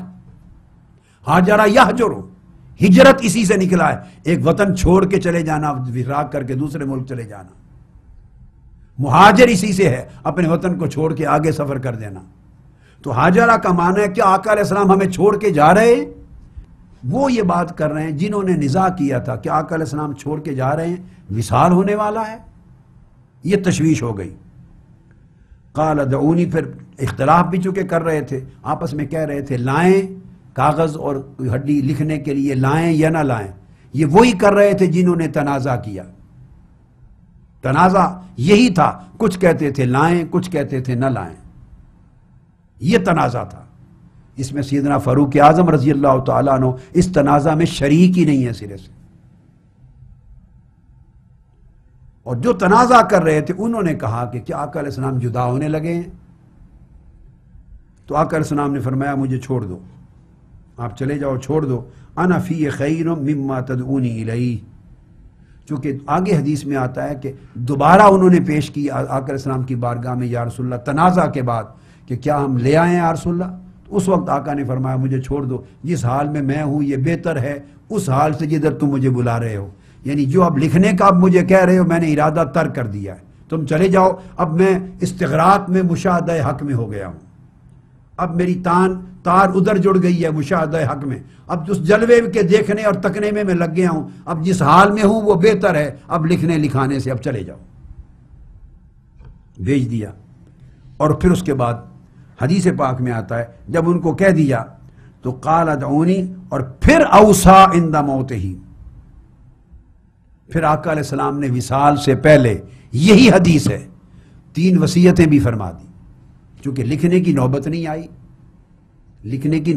آئی تو ان کو آقا علیہ السلام نے زبانی پھر وصیتیں فرما دی، تو پتہ چلتا ہے کہ جو لکھوانا چاہتے تھے وہ زبانی فرما دیا، اور وہ فرما دیا اخرج المشرکین من جزیرۃ العرب۔ ایک تو یہ نصیحت اور وصیت کرنا چاہتا ہوں کہ جزیرہ عرب سے مشرکوں کو نکال دینا، تاکہ تمہیں اسلامی سلطنت اور خلافت میں مشکلات نہ آئیں اور فتنہ پردازی نہ کرتے پھریں، سکون اور عافیت رہے۔ دوسرا فرمایا وَأَجِيزُ الْوَفْدَ بِنَحْوِ مَا كُنْتُ أُجِيزُهُمْ، اور فرمایا جب باہر کے بادشاہوں کے وفود میرے پاس آیا کرتے تھے ایلچی پیغام لے کر، تو میں ان کو مال، تحفے، تحائف، اکرام دیتا تھا، ایلچیوں کو راضی کر کے تحائف کے ساتھ بھیجتا تھا۔ یہ کرم نوازی سخاوت ہوتی ہے، تو میرے اس سخاوت کے عمل کو تم بھی جاری رکھنا۔ جو باہر کی سلطنتوں اور حکومتوں کا کوئی ایلچی، ایمبیسڈر، پیغامبر آئے، جاتے ہوئے تحفے تحائف دے کر بھیجنا، اس میں ہمارا اکرام ہے، عزت ہے۔ اور اس کے بعد فرماتے ہیں تیسری بات آپ نے فرمائی، وہ ذہن میں میری نہیں رہی، یاد نہیں رہی، اور وہ تیسری بات کیا تھی؟ وہ آگے حدیثوں کی روایتوں سے اس کا بھی اشارہ مل گیا ہے، وہ بھی بیان کر دوں گا، ابھی صرف روایت بخاری لے رہا ہوں۔ پھر امام بخاری نے تیسرے مقام پر دوبارہ تیسری بار روایت کی ہے، جلد 3 صفحہ 1155، کتاب الجزیہ، باب اخراج الجہود من جزیرۃ العرب، حدیث نمبر 2997، الگ روایت سے حدثنا محمد حدثنا ابن عیینہ عن سلیمان بن ابی مسلم الاحول سامع سعید بن جبیر سامع ابن عباس رضی اللہ تعالیٰ عنہما، اسی طرح کہ جمعرات کے دن یہ واقعہ آیا۔ پھر وہی لفظ بولتے ہیں، وہ لفظ جو سیدنا فاروق اعظم کی طرف ہیں کہ تکلیف کی شدت ہے آقا علیہ السلام کو اس وقت، یہ لفظ ہر روایت میں عبداللہ ابن عباس نے بولے ہیں۔ کون سی اس بات میں گستاخی کون سی ہے؟ وہ فرمایا کہ جب شدت اختیار کر گئی آقا علیہ السلام کی تکلیف، فقال اتونی بکتف اکتب لکم کتابا لا تضلوا بعدہ ابدا، میرے پاس لے آؤ ہڈی، اس وقت زمانے جس سے لکھا کرتے تھے، میں کوئی چیز تمہیں لکھوا دوں تاکہ بعد میں گمراہی نہ ہو۔ فتنازعوا ولا ينبغي عند نبي تنازع، پھر جو بیٹھے تھے وہ تنازع کرنے لگے کہ لائیں یا نہ لائیں، اور آقا علیہ السلام کی بارگاہ میں تنازع جائز نہیں۔ اور اس حدیث روایت میں پھر سیدنا فاروق اعظم رضی اللہ تعالیٰ عنہ کی موجودگی کا ہی ذکر نہیں ہے، اس روایت میں پھر سیدنا فاروق اعظم کا نام نہیں آیا۔ وہ جو موجود تھے وہ تنازع کرنے لگے، اور انہوں نے کہا ما لہ احجر استفہموا، آقا علیہ السلام کا اس وقت کیا حال اور شان ہے، کیا ہم سے جدا تو نہیں ہونے لگے؟ کیا فراق تو نہیں دے کے جا رہے؟ کیا وقت وصال تو نہیں آ گیا؟ استفہموا، آقا علیہ السلام سے پوچھ لو، آقا علیہ السلام سے پوچھ لو۔ اب یہاں اور وضاحت ہو گئی، حجر استفہموا ہو، اگر حجرہ کا معنی ان کے ذہنوں میں ہذیان ہوتا کہ جو بخار یا تکلیف کی شدت میں آدمی منہ سے جو بولتا اس کی سمجھ نہیں رہتی، جب سمجھ برقرار نہیں رہتی اور جو کلام کرتا ہے، اگر وہ مراد ہذیان ہوتا تو ان صحابہ جنہوں نے کہا، آگے چل کے راز کھولتا ہوں، جنہوں نے کہا حجرہ، ان کا اگلا حصہ کلام کا بے ربط اور بے معنی بن جاتا ہے، کیونکہ اگر ہذیان کی کیفیت ہو جائے تو بندے کو تو پتہ ہی نہیں میرے منہ سے کیا نکل رہا ہے، اور وہ کہہ رہے ہیں حجر استفہموا، کیا حجر ہونے والا ہے؟ آقا علیہ السلام سے پوچھ لو اور سمجھ لو۔ اگر وہ سمجھتے معاذ اللہ کہ یہ کلام ہذیان ہے اور بخار کی شدت کی وجہ سے اس وقت آپ کو سمجھ نہیں رہی کہ کیا کلام منہ سے نکل رہا ہے، اگر یہ کیفیت ہے تو یہ کیوں کہتے فاستفہموا ہو، آقا علیہ السلام سے پوچھ کے سمجھ لو یا رسول اللہ، کہیں آپ رخصت تو نہیں ہونے لگے۔ یہ جو لفظ استفہموا ہو کہ آقا علیہ السلام سے پوچھ لو، اس کا معنی یہ ہے کہ ان کا یقین تھا کہ لفظ حجر سے مراد وصال ہونے والا ہے، ہجرت حجرہ سے مراد وصال ہے، ہذیان نہیں ہے۔ اگر ہذیان مراد لیتے تو کوئی تک نہیں بنتا یہ کہنے کا کہ آقا علیہ السلام سے پوچھ لو یا رسول اللہ، کہیں وصال کا وقت تو نہیں آ گیا، ہمیں چھوڑ کے جا تو نہیں رہے آپ۔ یہ جو اگلا لفظ آتا ہے حجر استفہموہ، یہ ثابت کر دیتا ہے کہ حجرہ سے مراد فراق اور وصال کی طرف اشارہ ہے، ہذیان کی طرف نہیں ہے۔ یہ حجرہ حجر سے نہیں ہے بلکہ حجرہ حجر سے ہے۔ یہ ان کے اپنے لفظ نے واضح کر دیا۔ مگر یہ پھر انہوں نے کہا جنہوں نے اختلاف کیا، اور سیدنا فاروق اعظم نے نہیں کہا، وہ موجود ہی نہیں، ان کا تذکرہ نہیں ہے اس میں۔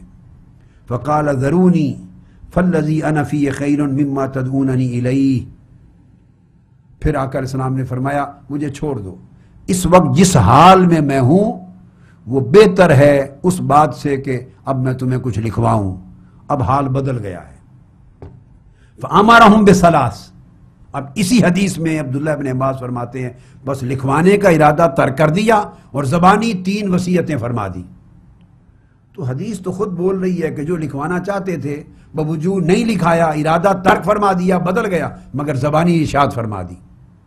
اور جو زبانی فرمائیں ان میں فرمایا پہلی کہ جزیرہ عرب سے مشرکین کو نکال دینا، دوسرا فرمایا جب باہر کے ملکوں سے تمہارے پاس ایلچی پیغامبر آئیں جاتے ہوئے انعام و اکرام دے کے روانہ کرنا، اور تیسرا وہ کہتے ہیں کہ یاد نہیں رہی، وہ کہتے ہیں اما ساکت آنا، تیسری بات بیان نہیں فرمائی، 2 ہی بیان کی، یا ایک یہ کہتے ہیں کہ یا ذہن میں نہیں رہا ہمارے، مگر میں نے عرض کیا کہ اس کو آگے چل کے بحث میں لاتا ہوں کہ تیسری چیز کا بھی اشارہ احادیث سے ثابت ہے۔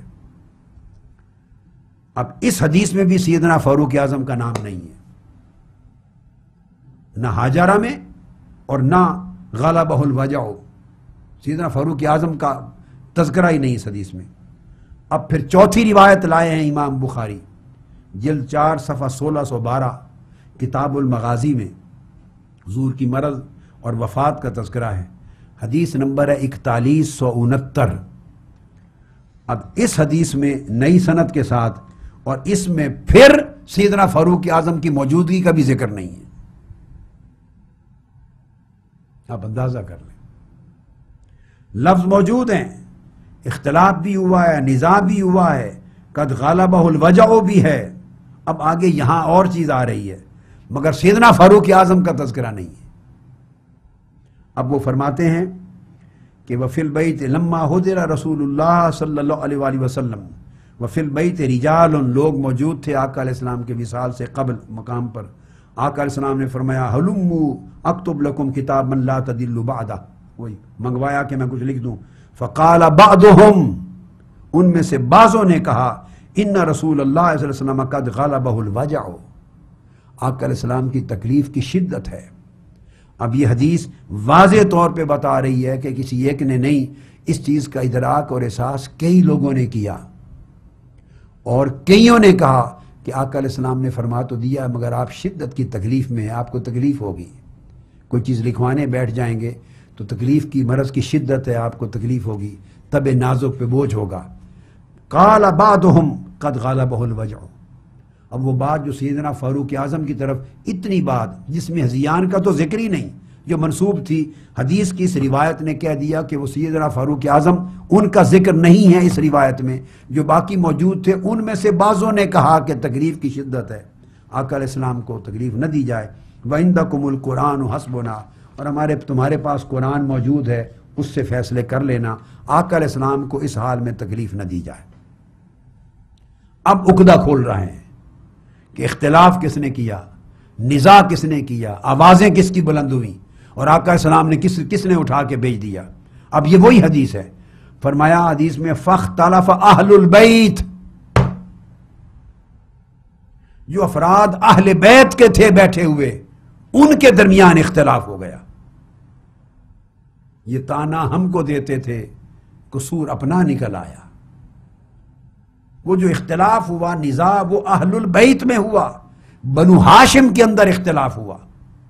جب آقا علیہ السلام نے فرمایا لاؤ کاغذ یعنی ہڈی اور کچھ لکھنے کے لیے میں کتاب لکھ دوں، تو اہل بیت اور بنو ہاشم کے اندر آپس میں اختلاف ہو گیا، کچھ کہنے لگے لے آئیں، کچھ کہنے لگے نہیں لائیں۔ یہ عقدہ بھی آگے چل کے کھولتا ہوں، کون اس حق میں ہوں گے کہ لے آئیں، اور اہل بیت میں سے کون اس حق میں تھے کہ نہ لائیں۔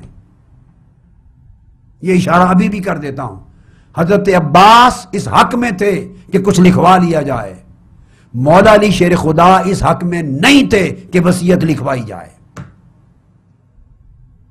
یہ جو ہم نے طوفان کھڑا کر رکھا ہے کہ مولا علی شیر خدا کی خلافت کی وصیت لکھوانا چاہتے ہیں، مولا علی شیر خدا تو وصیت لکھوانے کے حق میں ہی نہیں تھے۔ حضرت عباس کی خواہش تھی کہ کچھ لکھوا لیا جائے اپنے حق میں کہ ہمارے خاندان میں خلافت رہے گی۔ یہ اختلاف آگے چل کے میں کوٹ کروں گا دلائل سے، اہل سنت اور اہل تشیع، شیعہ سنی دونوں کتب میں یہ موجود ہے۔ یہ اختلاف اہل بیت اور بنو ہاشم میں ایگزسٹ کرتا تھا۔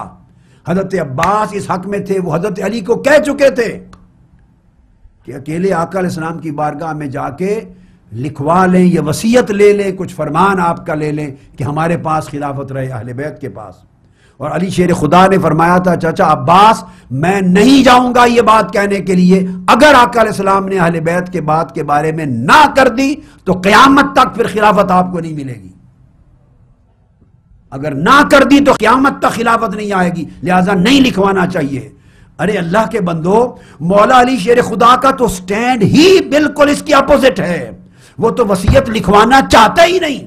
آپ نے سیدنا فاروق اعظم کو ملزم ٹھہرا دیا، استغفر اللہ، وہ نہیں لکھوانا چاہتے تھے۔ ان کو کیا غرض؟ ان کو تو پتا تھا کہ میرے حق میں نہیں لکھی جانی، کہ کوئی اشارہ ہی نہیں تھا ان کے حق میں، ان کو تو سروکار ہی نہیں، نہ انہوں نے منع کیا کسی کو۔ ایک جملہ ضرور بولا کہ تکلیف کی شدت ہے، یہ وہ جملہ جو ساری اہل بیت بھی بول رہی ہے، غلبہ الوجع، اب اہل بیت بھی کہہ رہے ہیں، اہل بیت بھی وہی جملہ بول رہے ہیں، عبداللہ ابن عباس بھی وہی بول رہے ہیں، وہ جملہ سیدنا فاروق اعظم نے بھی بول دی ہے، سب نے بولا ہے، وقال بعضهم، کئیوں نے کہا۔ اور رہ گیا اختلاف، اختلاف میں سیدنا فاروق اعظم تو شریک ہی نہیں ہے۔ فاختلف اہل البیت واختصموا، یہ لفظ حدیث ہیں، اہل بیت نے اختلاف کیا، واختصموا، اور آپس میں جھگڑ پڑے۔ کیا شور مچا رکھا ہے آپ نے نوجوان نسل کو گمراہ کرنے کے لیے، جاہل بے ضمیر قسم کے ملا، دین فروش، امت محمدی میں تفرقہ کی آگ لگانے والے، لوگوں کا ایمان بسم کرنے والے، اللہ کے رسول صحابہ اہل بیت کی طرف جھوٹ منسوب کرنے والے، اباطیل اور مکذوبات منسوب کرنے والے، خدا کا خوف کرو۔ جو بات حدیث میں آئی نہیں وہ جھوٹی منسوب کرتے ہو اور نوجوان نسل کو گمراہ کرتے ہو، بیچاروں کو ان کے جذبات بھڑکاتے ہو۔ اب بتاؤ جواب دو ان نوجوانوں کو کہ جس حدیث پر آپ نے شور مچا رکھا ہے، وہ حدیث بتا رہی ہے فاختلف اہل البیت واختصموا، اہل بیت نے اختلاف کیا آپس میں اور جھگڑ پڑے۔ تمہارا الزام سیدنا فاروق اعظم پر تھا، اہل بیت نے اختلاف کیا اور جھگڑ پڑے آپس میں، اور ان کے جھگڑنے سے آواز بلند ہوئی، اہل بیت کے باہمی اختلاف اور نزاع سے ان کی آواز بلند ہوئی، تو آقا نے فرمایا چھوڑ کے چلے جاؤ۔ تو ذمہ دار تو بنو ہاشم بنے۔ اگر آپ نے اس کو منفی رنگ دینا ہے تو یہ رنگ تو یوں بنے گا۔ میں تو ان کے اختلاف کو بھی گستاخی نہیں سمجھتا۔ آواز بلند ہونا، جب 4-5 آدمی گفتگو کر رہے ہوں تو ہلکی سی آواز اونچی ہو ہی جاتی ہے، وہ ارادہ گستاخی سے نہیں تھی، چونکہ کچھ کہہ رہے تھے لائیں لکھوا لیں، کچھ کہہ رہے تھے نہ لائیں، غالباً نہ لانے والوں میں سیدنا علی شیر خدا تھے۔ سیدنا فاروق اعظم کا موقف بھی یہی ہوگا کہ نہ لائیں، نہ تکلیف دی جائے، ان کا موقف بھی یہی تھا۔ تو آپس میں اہل بیت میں بنو ہاشم میں اختلاف ہو رہا تھا، وہ جھگڑ رہے تھے، آوازیں ان کی بلند ہوئیں۔ آقا علیہ السلام نے فرمایا چلے جاؤ۔ الزام فاروق اعظم کے کندھوں پہ ڈال دیا لا کر آپ نے۔ صدیاں گزر گئیں، یہ ہنگامہ کھڑا کر رکھا ہے۔ آگے لفظ فَمِنْهُمْ مَنْ يَقُولُ قَرِّبُوا يَكْتُبُ لَكُمْ كِتَابًا لَا تَضِلُّوا بَعْدَهُ، اہل بیت میں سے ہی فاختلف اہل البیت واختصموا، اہل بیت میں اختلاف ہوا، وہ آپس میں جھگڑ پڑے۔ فَمِنْهُمْ، اور اہل بیت میں سے کچھ لوگ کہنے لگے لے آؤ کتاب کو، کاغذ کو، ہڈی کو قریب رکھ دو آقا علیہ السلام کے، یکتب لکم، حضور لکھوا دیں گے۔ وَمِنْهُمْ، اور اہل بیت میں سے ہی کچھ کہنے لگے من یقول غیر ذالک، کچھ دوسری بات کہنے لگے کہ نہ لاؤ، آقا علیہ السلام کو تکلیف کی شدت ہے، آپ کو تکلیف ہوگی۔ یہ اہل بیت میں اختلاف ہو گیا۔ فلما اکثر اللغو والاختلاف، جب اہل بیت اور بنو ہاشم کے درمیان اختلاف اور تنازع کے نتیجے میں آوازیں بلند ہوئیں اور اختلاف کے نتیجے میں اہل بیت کی آوازیں بلند ہوئیں تو قال رسول اللہ صلی اللہ علیہ وسلم قوموا، اٹھ کے چلے جاؤ. یہ سارا قصہ پلٹ کے جن کی خاطر شور مچا رکھا تھا ان کے گلے میں پڑ گیا. نہ وہ بے ادب تھے نہ یہ بے ادب تھے، نہ انہوں نے گستاخی کی نہ انہوں نے گستاخی کی. اس کے اوپر میں ذرا آگے چل کے کروں، ابھی تو میں صرف حدیث کا متن سنا رہا ہوں آپ کو. میں ایک ایک نقطے کو لو کر پھر احادیث اور مبارکہ اور آثار کے ساتھ ایک ایک شے کی وضاحت کروں گا آیات قرآنی اور کے ساتھ کہ کوئی عمل گستاخی کا نہیں تھا، یہ ایک فطری عمل ہے. آپ بادشاہ لوگ ہیں ایسے اچھال کے پتہ نہیں کیا کا کیا سما ایک داستان بنا دیتے، ہر واقعے کو کربلا بنا دیتے ہیں اٹھا کر. آپ شور شرابہ کھڑے کرنے کی ایسی عادت بن گئی. نیچرل طریقے سے چیزوں کو لیتے ہیں، انالیسس کرتے ہیں، ایک دانش مند عقل مند آدمی کی طرح حالات کو دیکھتے ہیں. تو جب اختلاف اہل بیت کے مابین بڑھا تو آپ نے اٹھایا بھیج دیا چلے گا. یہ واقعہ ہوا. اب اس کے بعد پھر حدیث 5ویں مقام پر امام بخاری پھر اور لائے ہیں ایک اور سند کے ساتھ. حدیث نمبر 5345 ہے، وہ بھی عبداللہ ابن عباس، راوی ایک ہی ہیں، اور وہ فرماتے ہیں کہ اب اس روایت میں جا کر فرماتے ہیں لوگ حاضر تھے آقا علیہ السلام کی بارگاہ میں جب علالت شدید تھی اور ان میں عمر فاروق بھی بیٹھے تھے. رجال وفی البیت رجال فیہم عمر بن الخطاب، وہ بھی بیٹھے تھے. قال النبی صلی اللہ علیہ وسلم ہلم اکتب لکم کتابا لا تضلوا بعدہ. اب یہ 5 روایتوں کے بعد دوبارہ ان کا ذکر آیا ہے. لاؤ میں کچھ لکھوا دوں. فقال عمر فاروق نے کیا کہا؟ بس جو کچھ کہا ہر جگہ وہی درج ہے، بے شمار جگہوں پر تو ان کا ذکر ہی نہیں ہے، اور اوپر کی جگہ پر اہل بیت کی طرف منسوب ہے کہ انہوں نے وہ جملے کہے. ایک روایت سیدنا فاروق اعظم کے کہنے کی ہے، جو مطلب یہ ثابت ہوتا ہے کہ فاروق اعظم اور اہل بیت کے کئی افراد ساروں نے ایک ہی اسیسمنٹ کی کہ تکلیف کی شدت ہے، آقا علیہ السلام کو تکلیف نہ دی جائے. بس اتنی مشترکہ بات تھی. آپ نے ایک ہستی کو پکڑ لیا، باقی ساروں کو چھوڑ دیا. تو فقال عمر ان النبی صلی اللہ علیہ وسلم قد غلب علیہ الوجع وعندکم القرآن حسبنا کتاب اللہ. آقا علیہ السلام کو اس وقت تکلیف کی شدت ہے اور ہمارے پاس قرآن موجود ہے، آقا کو تکلیف نہ دیں.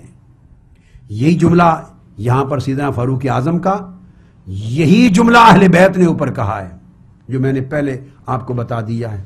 اہل بیت اطہار میں سے جنہوں نے وہی کہا قد غالبہ الوجع وعندکم القرآن حسبنا کتاب اللہ. اب وہاں تو سیدنا فاروق اعظم کا ذکر ہی نہیں ہے. یہ فاروق اعظم رضی اللہ تعالیٰ عنہ کے سوا دوسروں نے یہ بات کہی، وہی بات انہوں نے بھی کی، وہی بات اہل بیت اطہار کے نفوس قدسیہ مقدس افراد نے بھی کہی، اور اس بات میں کوئی گستاخی نہیں تھی. عام بھی اگر کسی والد کو تکلیف ہو بڑی شدت کی، اس کو تو پیار ہوتا ہے اولاد سے، اور اولاد بیٹے بیٹیاں بہن بھائی سارے بیٹھے ہیں اور شدت کی تکلیف نظر آ رہی ہو چہرے پر، وہ کہے ذرا لاؤ بیٹے میں کچھ لکھوانا چاہتا ہوں، تو کیا آپ ایمان سے کہیے، ان کی شدت کی تکلیف دیکھ کے نہیں کہیں گے کہ ابا جان اس وقت ذرا تکلیف کی شدت ہے، ہم انشاءاللہ سیٹل کر لیں گے، آپ کو تکلیف نہ ہو. ایک بالکل نیچرل میٹر ہے.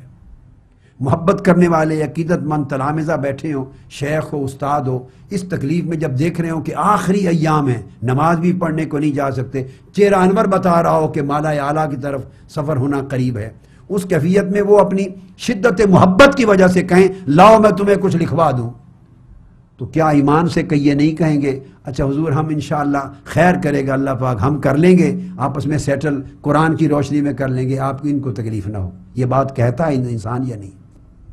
بالکل نیچرل. یہ الٹا ادب کی بات ہے. انہوں نے یہ بات ازرع ادب کی، جس کو آج بے ادب لوگوں نے بے ادبی بنا دیا،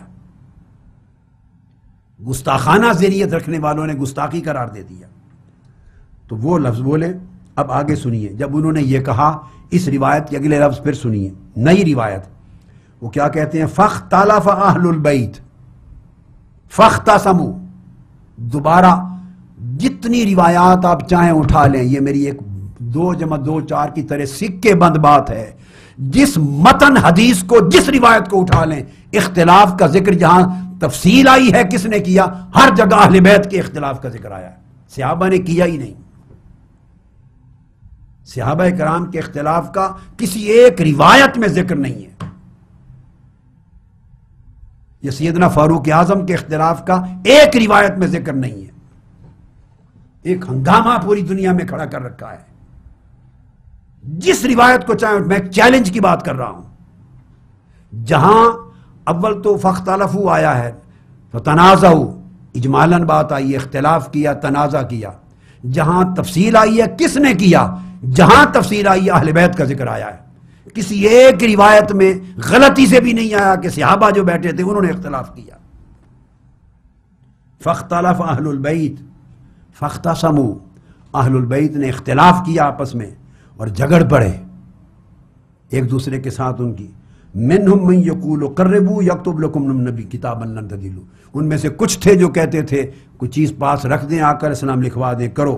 ومنہم من یقول ما قال عمر، اور ان میں سے آدھے اہل بیت کچھ وہ تھے جو وہی بات کہتے تھے جو عمر نے کہی تھی رضی اللہ تعالیٰ عنہ کہ نہ کریں، آقا علیہ السلام کو تکلیف ہوگی.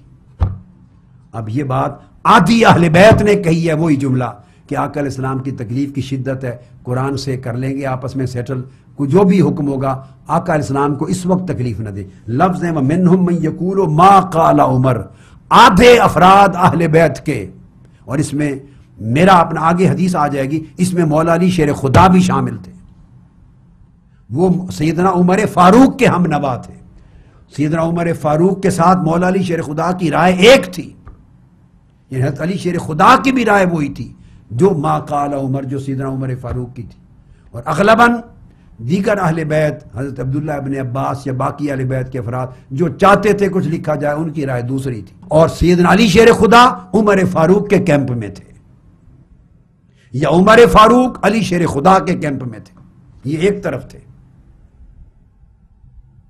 اور اگر آپ اس چیز کو نہیں ماننا چاہتے تو نہ مانیں، تو یوں کہیے کہ آدھی اہل بیت سیدنا فاروق اعظم اور ان کی رائے ایک تھی، آدھی اہل بیت کی رائے دوسری تھی کہ لائیں.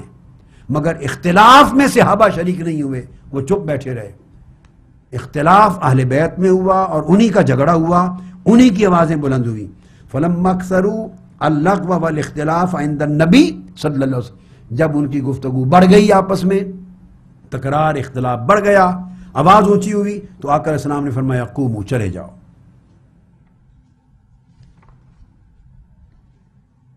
اب اس کے بعد آگے امام بخاری پھر ایک اور طریق سے سند سے حدیث لائے ہیں کتاب الاعتصام میں، اور کتاب الاعتصام میں حدیث نمبر 6932 ہے. اس میں پھر سیدنا فاروق اعظم کا صرف موجود ہونا ذکر ہے. وہی لفظ جو میں نے کہا کہ غلبہ الوجع وعندکم القرآن حسبنا کتاب اللہ، جو باقی اہل بیت کے بھی کئی لوگوں نے یہی بات کی، بس تکلیف حضور کی شدت کی ہے. اور اس میں وہ لفظ نہیں آئے ہیں جو میں نے آپ کو کہا وحزیان اور حجر، وہ تو لفظ ہی منسوب نہیں ہے، وہ تو کسی نے سیدنا فاروق اعظم کی طرف منسوب ہی نہیں کیے. یہ صرف آج تہمت لگانے والوں نے منسوب کر دیے جھوٹا، اس لیے کہ کون سی لوگوں کے پاس صحیح بخاری ہاتھ میں ہے. وہ تو ٹی وی پر تقریریں سنیں گے، واعظ مجلسوں میں سنیں گے، ہم جو لگا دیں گے مان جائیں گے. کس نے بخاری اٹھا کے دیکھنا ہے کہ عمر فاروق نے یہ لفظ حزیان کا بولا ہے یا نہیں بولا، یا حجرہ کا لفظ بھی بولا ہے یا نہیں بولا؟ کون تحقیق کرے گا؟ جھوٹ چلتا رہے گا، مدتوں سے چل رہا ہے. چنانچہ اس میں پھر الفاظ آتے ہیں واختلف اہل البیت واختصموا. ہر روایت میں یہ لفظ آ رہا ہے کہ اہل بیت میں آپس میں اختلاف ہو گیا اور وہ جھگڑنے لگے. اور ان میں سے بعضوں نے کہا کہ لے آؤ لکھوا لو، اور بعض کہنے لگے من یقول ما قال عمر، بعض کہنے لگے سیدنا فاروق اعظم کے ہم نوا تھے کہ نہیں تکلیف ہوگی آقا علیہ السلام کو، اس وقت کوئی چیز نہ لاؤ. تو اہل بیت میں ڈویژن ہو گئی تھی، آدھے اس رائے کے آدھے اس رائے کے. پھر اس کے بعد یہی حدیث صحیح مسلم میں بھی آئی ہے، 5-6 مقامات پر صحیح بخاری میں، پھر صحیح مسلم میں آئی ہے کتاب الوصیہ حدیث نمبر 1637. صحیح مسلم کی روایت میں پھر سیدنا فاروق اعظم کا نام ہی نہیں ہے. اندازہ کر لیں، ان کی موجودگی کا بھی ذکر نہیں کیا ہے. اور یوم الخمیس کی بات کر کے پھر وہی بات، مضمون سارا وہی ہے. اور پھر کہتے ہیں تنازع ہوا، اور تنازع کر کے کہنے لگے قالوا ما شأنہ احجر استفہموہ، آقا علیہ السلام کس حال میں ہیں، کہیں ہم سے جدا تو نہیں ہونے لگے؟ یہ جو حجرہ ہے اس میں استفہام انکاری ہے، یہ استفہام ایک تقریری نہیں ہے۔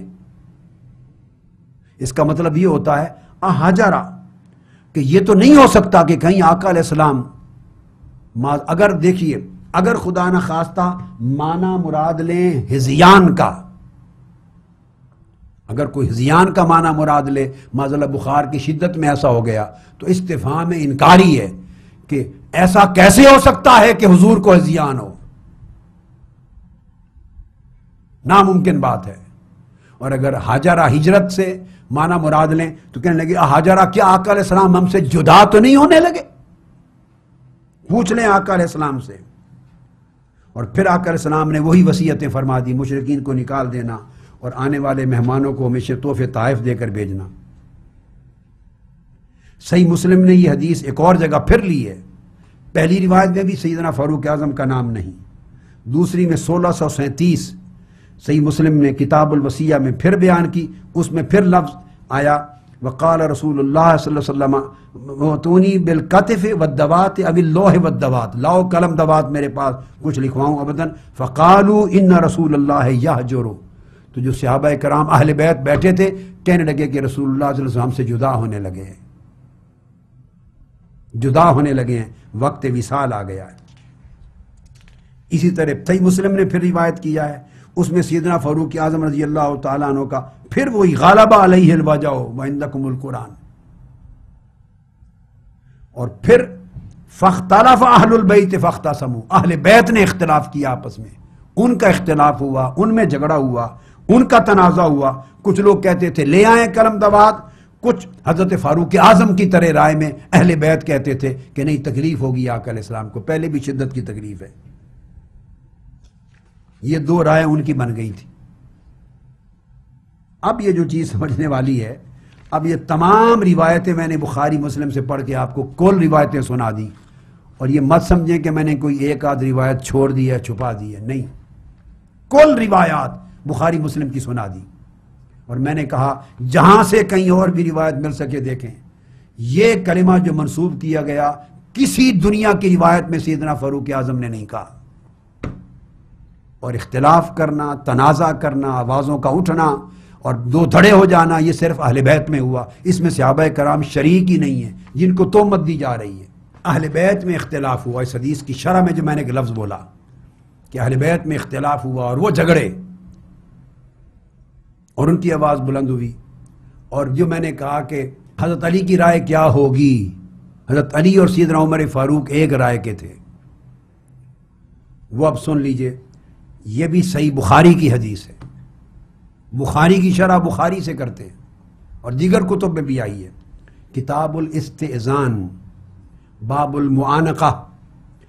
اس حدیث کے راوی بھی حضرت عبداللہ ابن عباس ہیں، وہی راوی ہیں، سبحان اللہ، جو حدیث کرتاس کے راوی ہیں وہی راوی یہاں بھی ہیں، وہی صحیح بخاری ہے۔ وہ بیان کرتے ہیں جب آقا علیہ السلام علیل تھے اور مرض کی شدت ہو گئی، اب یہ اسی دن کا واقعہ ہے یا اس سے اگلے دن کا واقعہ ہوگا؟ یہ جو حدیث کرتاس کا واقعہ جس دن پیش آیا جمعرات کو، یا اسی موقع کا واقعہ ہے یہ، یا اس سے اگلے دن کا واقعہ ہے؟ چونکہ انہی ایام میں ہر وقت ساتھ رہتے تھے۔ تو سیدنا علی شیر خدا رضی اللہ تعالیٰ عنہ آقا علیہ السلام کے حجرہ مبارک سے آپ کی علالت کے دنوں میں باہر تشریف لائے۔ وہ فرماتے ہیں اخبروا ان علی ابن ابی طالب خرج من عند النبی صلی اللہ علیہ وسلم فی وجع الذی توفی فی، آقا علیہ السلام کی تکلیف مبارک، جس مرض اور تکلیف میں آپ کا وصال ہوا، اس وصال کی مرض الوصال اور مرض الوفات میں، اس تکلیف کے دنوں میں مولا علی شیر خدا باہر آئے، صبح کا وقت تھا۔ لوگوں نے پوچھا یا ابا حسن کیف اصبح رسول اللہ صلی اللہ علیہ وسلم، اے ابو الحسن، اے علی، آقا علیہ السلام نے صبح کیسی کی، رات کیسے گزری؟ آپ نے فرمایا الحمدللہ اچھی گزری۔ صحیح بخاری کی حدیث سنا رہا ہوں، حضرت عباس رضی اللہ تعالیٰ عنہ پاس کھڑے تھے، وہ حضرت علی شیر خدا کو ہاتھ سے پکڑ کے ایک طرف لے گئے، فاخذ بیدہ العباس، حضرت عباس ابن مطلب نے ہاتھ پکڑ لیا مولا علی شیر خدا کا، ایک طرف لے گئے، فقال الا تراہ انت واللہ بعد الثلاث، آگے فرمانے لگے واللہ انی لارا رسول اللہ صلی اللہ علیہ وسلم سیتوفی، فی وجعہ وانی لعارف فی وجوہ بنی عبد المطلب الموت، اے بھتیجے علی خدا کی قسم میں دیکھ رہا ہوں کہ اسی تکلیف میں حضور علیہ السلام وصال فرما جائیں گے، خدا کی قسم میں دیکھ رہا ہوں اسی تکلیف میں آقا علیہ السلام کا وصال ہو جائے گا۔ اور کہنے لگے میں چونکہ عبد المطلب کے خاندان سے ہوں، بیٹا ہوں عبد المطلب کا، اور میں جو بنو عبد المطلب کے بیٹوں اور خاندان بنی عبد المطلب کے احوال کو جانتا ہوں، اور جن کے وصال ہوئے آج تک میں نے وصال سے پہلے سب کے چہرے دیکھے ہیں، میں محمد مصطفیٰ صلی اللہ علیہ وسلم رسول اللہ کے چہرہ پاک پر وہی آثار اور علامات دیکھ رہا ہوں جو ابنائے عبد المطلب کے چہروں پر وصال سے پہلے ہوا کرتی ہیں، میں نے علامتیں دیکھ لی ہیں، تو آقا علیہ السلام وصال کے قریب ہیں۔ یہ بات کہہ کر حضرت عباس کہتے ہیں فَاذْهَبْ بِنَا إِلَىٰ رسول اللہ صلی اللہ علیہ وآلہ وسلم، اے علی آئیے ہم دونوں آقا علیہ السلام کی خدمت میں چلیں، چل کے جائیں۔ بڑی توجہ سے یہ بات سنیں، دونوں چلتے ہیں۔ فَنَسْأَلُهُ فِي مَنْ يَكُونُ الْأَمْرُ، اور ہم آقا علیہ السلام سے پوچھیں گے کہ یا رسول اللہ آپ کے بعد خلافت کس کو ملے گی، آپ کے بعد یہ امر خلافت کس کے سپرد ہوگا، جا کے پوچھ لیں، موقع ہے، آپ کا وصال ہونے والا ہے، میں چہرہ مبارک کی علامات سے دیکھ رہا ہوں۔ آگے حضرت عباس فرماتے ہیں سیدنا علی المرتضیٰ کو فَإِن كَانَ فِينَا عَلِمْنَا ذَلِكَ، اگر تو آقا علیہ السلام نے بتا دیا کہ امر خلافت ہمارے اندر ہوگا تو کم سے کم ہمیں معلوم ہو جائے گا، بات اعلان ہو جائے گی، ہمیں پتہ چل جائے گا۔ وَإِن كَانَ فِي غَيْرِنَا أَمَرْنَاهُ فَأَوْصَىٰ بِنَا، اور اگر آپ نے فرما دیا کسی اور کو ملے گی خلافت تو ہم درخواست کر لیں گے، منت سماجت کر لیں گے، اور درخواست منت سماجت کر کے کہ آپ کی اہل بیت ہیں، آقا ہمارے پاس رہے، تو آپ ہم اپنے حق میں وصیت لے لیں گے۔ فَأَوْصَىٰ بِنَا، ہماری درخواست منت سماجت پر آقا علیہ السلام ہمارے حق میں وصیت فرما دیں گے، تو چلو علی چل کے تو وصیت کروا لیں اپنے حق میں۔ قال علی رضی اللہ تعالیٰ عنہ، سیدنا علی المرتضیٰ نے فرمایا واللہ لئن سألناها رسول اللہ صلی اللہ علیہ وآلہ وسلم فیمنعنا لا یؤتیناها الناس ابدا، چچا جان میں آپ کو بتاؤں خدا کی قسم اگر ہم نے یہ بات جا کے رسول اللہ صلی اللہ علیہ وسلم سے پوچھ لی اور آپ نے منع فرما دیا، نہ کر دی، تو لوگ قیامت کے دن تک ہمیں پھر خلافت اور حکومت نہیں دیں گے۔ وَإِنِّي لَا أَسْأَلُهَا رسول اللہ صلی اللہ علیہ وسلم ابداً، میں کبھی بھی زندگی میں یہ بات آقا علیہ السلام سے نہیں پوچھوں گا۔ تو مولا علی شیر خدا کا تو اتنا کیٹیگوریکل ویو تھا، وہ تو قطعی طور پر امر خلافت آقا علیہ السلام سے پوچھنا چاہتے ہی نہیں تھے، استفسار ہی نہیں کرتے تھے، اور ایک بے نیازی تھی شان ولایت کی، حاجت ہی نہیں تھی، غرض نہیں تھی، جس کے حق میں منظور ہوگا اللہ کو ہو جائے گا، متوکل تھے، طالب اور حریص نہیں تھے۔ اور دوسرا ادب تھا، اور تیسرا یہ کہ جو انہوں نے وقع بیان کی کہ اگر آپ کا یہ خیال ہے کہ ہم اہل بیت کے حق میں وصیت لے لیں، اور اگر بالفرض انہوں نے کہا کہ دوسری آپشن کو بھی نظر انداز نہ کریں، بالفرض آقا علیہ السلام نے نہ کر دی، تو پھر لوگ قیامت تک، کبھی بھی قیامت تک اہل بیت کو خلافت نہیں دیں گے، بھول جائیں پھر آپ۔ اس لیے میں کبھی یہ سوال جا کے نہیں کروں گا۔ یہ تھا مولا علی شیر خدا رضی اللہ تعالیٰ عنہ کا سٹینس، یہ تھا ان کا نقطہ نظر، اور آقا علیہ السلام سے گویا یہ وصیت کروانے اور وصیت لکھوانے کے وہ ٹوٹلی خلاف تھے۔ اب جب اس حدیث سے یہ بات ثابت ہو جاتی ہے کہ مولا علی شیر خدا رضی اللہ تعالیٰ عنہ اس حق میں ہی نہیں تھے کہ وصیت لکھوائی جائے، اس کے پیش نظر ممکن ہے اگر انہوں نے اہل بیت کے لیے نہ کر دی، یہاں سے ایک امر ثابت ہو گیا کہ مولا علی شیر خدا کو آقا علیہ السلام کے ایام مرض وصال تک یہ یقین تھا کہ اہل بیت یا میرے حق میں کوئی وصیت نہیں ہوئی، تبھی تو بتا رہے ہیں۔ اگر وصیت پہلے ہوئی ہوتی تو حضرت عباس کیوں کہتے چل کے لکھوا لیں؟ اگر ہمارے حق میں ہے تو اعلان ہو جائے، اگر ہمارے حق میں نہیں تو درخواست کر کے ہم وصیت کروا لیں گے۔ حضرت عباس کا یہ کہنا اس بات کی بین دلیل ہے کہ آقا علیہ السلام کی کوئی وصیت ایگزسٹ نہیں کرتی تھی خلافت اور امامت کے باب میں۔ یہ محض تہمت لگائی گئی ہے اور غلط معنی پہنائے گئے ہیں حدیث نبوی کو۔ اور پھر مولا علی شیر خدا کا جواب، اگر وصیت کی گئی ہوتی اور من کنت مولا فعلی مولا کا معنی وصیت خلافت ہوتی تو آپ اپنے چچا کو یہ جواب دیتے کہ چچا کیا ضرورت ہے، غدیر خم کے موقع پر آقا علیہ السلام پہلے ہی وصیت تو کر چکے ہیں، اعلان کر چکے ہیں ہماری خلافت کا، ساری دنیا سن چکی ہے، ہزاروں صحابہ، کیا ضرورت ہے؟ پھر وہ یہ جواب دیتے۔ ایک ادنا شعور رکھنے والے آدمی کو بھی بات سمجھ میں آتی ہے، پھر یہ جواب دیتے۔ اب جواب دیکھیے، حضرت عباس کا یہ سوال کرنا دلیل ہے کہ کوئی وصیت نہ تھی۔ مولا علی شیر خدا کا جواب کہ ہم نہیں پوچھیں گے، اگر حضور علیہ السلام نے نہ کر دی تو قیامت تک اہل بیت میں خلافت نہیں آئے گی، اس بات کی دلیل تھی کہ کوئی وصیت نہیں تھی۔ تو جب مولا علی شیر خدا فرما رہے ہیں کہ وصیت تھی نہیں اور وہ وصیت لکھوانا ہی نہیں چاہتے اور قسم کھا کے کہتے ہیں کہ ابداً کبھی نہیں پوچھوں گا نہ کراؤں گا، تو مولا علی شیر خدا کے عقیدے کے خلاف یہ نیا عقیدہ کب سے کھڑا گیا؟ یہ کیا تصور بن گیا؟ اب یہ جو بنیادی چیز میں نے عرض کی، اس کے اوپر چند ایک چیزیں ضروری عرض کر کے، یہ موضوع بڑا اہم ہے۔ ابھی تو میں نے صرف احادیث پڑھی ہیں اور احادیث کے نتیجے میں احادیث سے جو کچھ اخذ ہوا ہے صرف اس کو بیان کیا ہے۔ اب اس کے اوپر شر و بس کے ساتھ اس کا تجزیہ رہتا ہے۔ اس حدیث سے ایک ہی مضمون جو لے لیں، اس میں سے 23 نکات نکلتے ہیں جو پورے کے پورے مسئلہ کرتاس کو کھول کے رکھ دیں گے۔ وہ میں انشاءاللہ اگلی نشست میں بیان کروں گا۔ آج میں اس حدیث کی شرح میں چند ضروری سی چیزیں کر کے بات کو ختم کرنا چاہتا ہوں، اور جو تجزیاتی شرح ہے اس کے تجزیہ کی، وہ انشاءاللہ تعالی اگلی نشست میں عرض کروں گا۔ پہلی بات تو یہ ذہن نشین کر لیں کہ تانے اور الزام لگائے گئے۔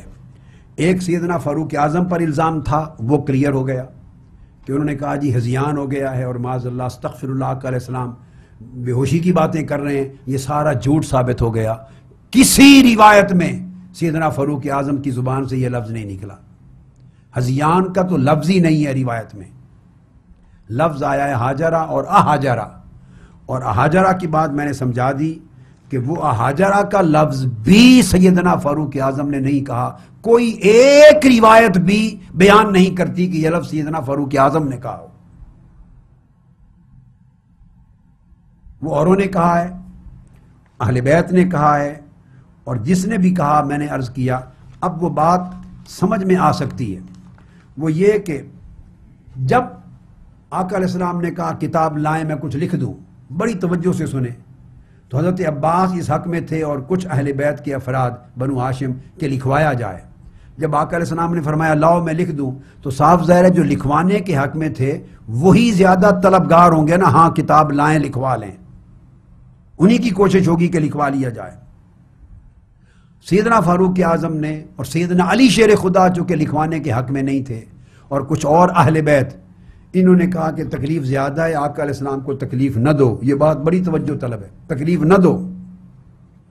تو یہ جو جملہ بولا جاتا ہے احاجرہ استفہمو، یہ جملہ سیاق کے کلام میں یوں لگتا ہے کہ انہی لوگوں نے بولا ہوگا جو اہل بیت میں سے ہیں، جو لکھوانا چاہتے تھے۔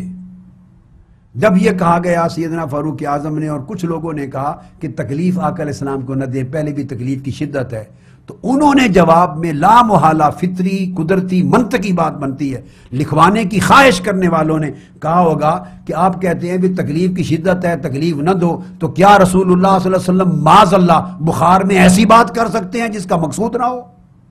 بے مقصد بات کر سکتے ہیں، بے معنی بات کر سکتے ہیں؟ استفہام انکاری رد کرتے ہوئے استفہمو، دوبارہ پوچھ لو آقا علیہ السلام سے یا رسول اللہ کیا آپ واقعی لکھوانا چاہتے ہیں؟ یہ ان کا اصرار تھا۔ احاجرہ کا لفظ اہل بیت میں سے بعض لوگوں نے بولا ہے، جن میں حضرت علی شیر خدا شامل نہیں۔ کون تھے روایت بیان نہیں کرتی، مگر تھے اہل بیت میں سے وہی لوگ جو لکھوانا چاہتے تھے۔ تنازع ہو گیا، اختلاف ہو گیا، باہمی جھگڑا ہو گیا، جھگڑے میں جو چاہتے تھے کہ لایا جائے قلم دوات لکھوائی جائے، یہ ان کی زبان کا کلمہ لگتا ہے کہ دوسرا فریق کہتا تھا تکلیف نہ دیں، تو تو بات بڑی ربط کے ساتھ نظر آتی ہے، سمجھ میں آتی ہے۔ ایک فریق کہہ رہا ہے تکلیف نہ دیں، ایک چاہ رہا ہے کہ نہیں لکھوا لیا جائے، اور لفظ حجر استفہموا، تم کہتے ہو تکلیف نہ دیں تو بھلا آقا علیہ السلام نے جو حکم دیا ہے کہ لے آؤ کرم دوات میں تمہیں لکھوا دوں تاکہ بعد میں گمراہ نہ ہو، تو کیا یہ جملہ ویسے ہی بول دیا ہے آپ نے؟ بے مقصد بول دیا ہے؟ ہذیان کا خدا نہ خواستہ معنی ہو استفہام انکاری میں ہذیان کی نفی کی جا رہی ہے، کسی طرز میں بھی یہ بات نہیں۔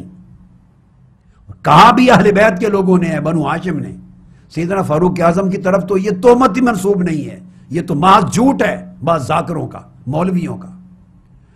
تو اہل بیت اور بنو ہاشم میں سے کسی نے کہا، اور یقیناً انہوں نے کہا جو چاہتے تھے، جھگڑا کر رہے تھے، نہیں کرم دوات لاؤ۔ حضرت علی حق میں نہیں تھے کرم دوات لانے کے، حضرت علی انکار کر چکے تھے کہ کرم دوات نہ لائی جائے، وہ آلریڈی اس کے حق میں نہیں تھے۔ جیسے میں نے روایت آپ کو صحیح بخاری کی پڑھ کے بتا دی، صحیح بخاری کی ابھی آپ کو سنا دی کہ حضرت علی اس حق میں نہیں تھے، ہاں تو یہ خیال ذہن میں نہ آ جائے کہ یہ تو صحیح بخاری کا واقعہ ہے، حضرت عباس اور حضرت علی کا جو مکالمہ، تو شیعہ کتاب کا حوالہ بھی سن لیجئے، دونوں میں آیا ہے۔ شیعہ حضرات کے بہت بڑے نامور عالم مجتہد علم الہدا جن کو کہتے ہیں، ابو القاسم علی بن حسن الموسوی شریف المرتضیٰ، علم الہدا بھی کہتے ہیں، کتاب الشافی کے مصنف، اس کتاب الشافی کا صفحہ 171 مطبوعہ نجف اشرف، یہی واقعہ جو صحیح بخاری کیا ہے، یہی نجف اشرف کی مطبوعہ کتاب الشافی اہل تشیع کی سب سے بلند رتبہ کتابوں میں سے ایک، اس میں بھی یہی واقعہ روایت ہے۔ وہ فرماتے ہیں کہ مروی ہے حضرت عبداللہ ابن عباس سے انہ خاطب امیر المؤمنین فی مرض النبی صلی اللہ علیہ وآلہ وسلم، اسی مرض وصال میں حضرت عباس بن عبد المطلب بن مولا علی شیر خدا سے کہا ان یسأل عن القائم بالامر بعدہ، کہ چلیں مل کے آقا علیہ السلام سے پوچھ لیں کہ آپ کے بعد قائم بالامر کون ہوگا، خلیفہ کون ہوگا۔ وَأَنَّهُ آگے بعد وَأَنَّهُمْ تَنَعَ مِنْ ذَلِكَ، اور مولا علی شیر خدا نے انکار کر دیا کہ چچا عباس میں یہ جا کے آقا علیہ السلام سے نہیں پوچھتا، نہیں پوچھوں گا، اس لیے کہ خوفاً ان یصرفہ عن اہل بیتہ فلا یعود الیہم ابدا، چچا عباس اگر ہم نے جا کے پوچھ لیا اور آقا علیہ السلام نے نہ کر دی تو قیامت کے دن تک پھر اہل بیت کی طرف پلٹ کر خلافت نہیں آئے گی۔ یہ کتاب الشافی کا والا بھی سن لیجئے، علم الہدا شریف المرتضیٰ کی کتاب، مطبوعہ نجف اشرف، یہ عالم 436 میں وفات ہوئی ان کی، صفحہ 131 پر۔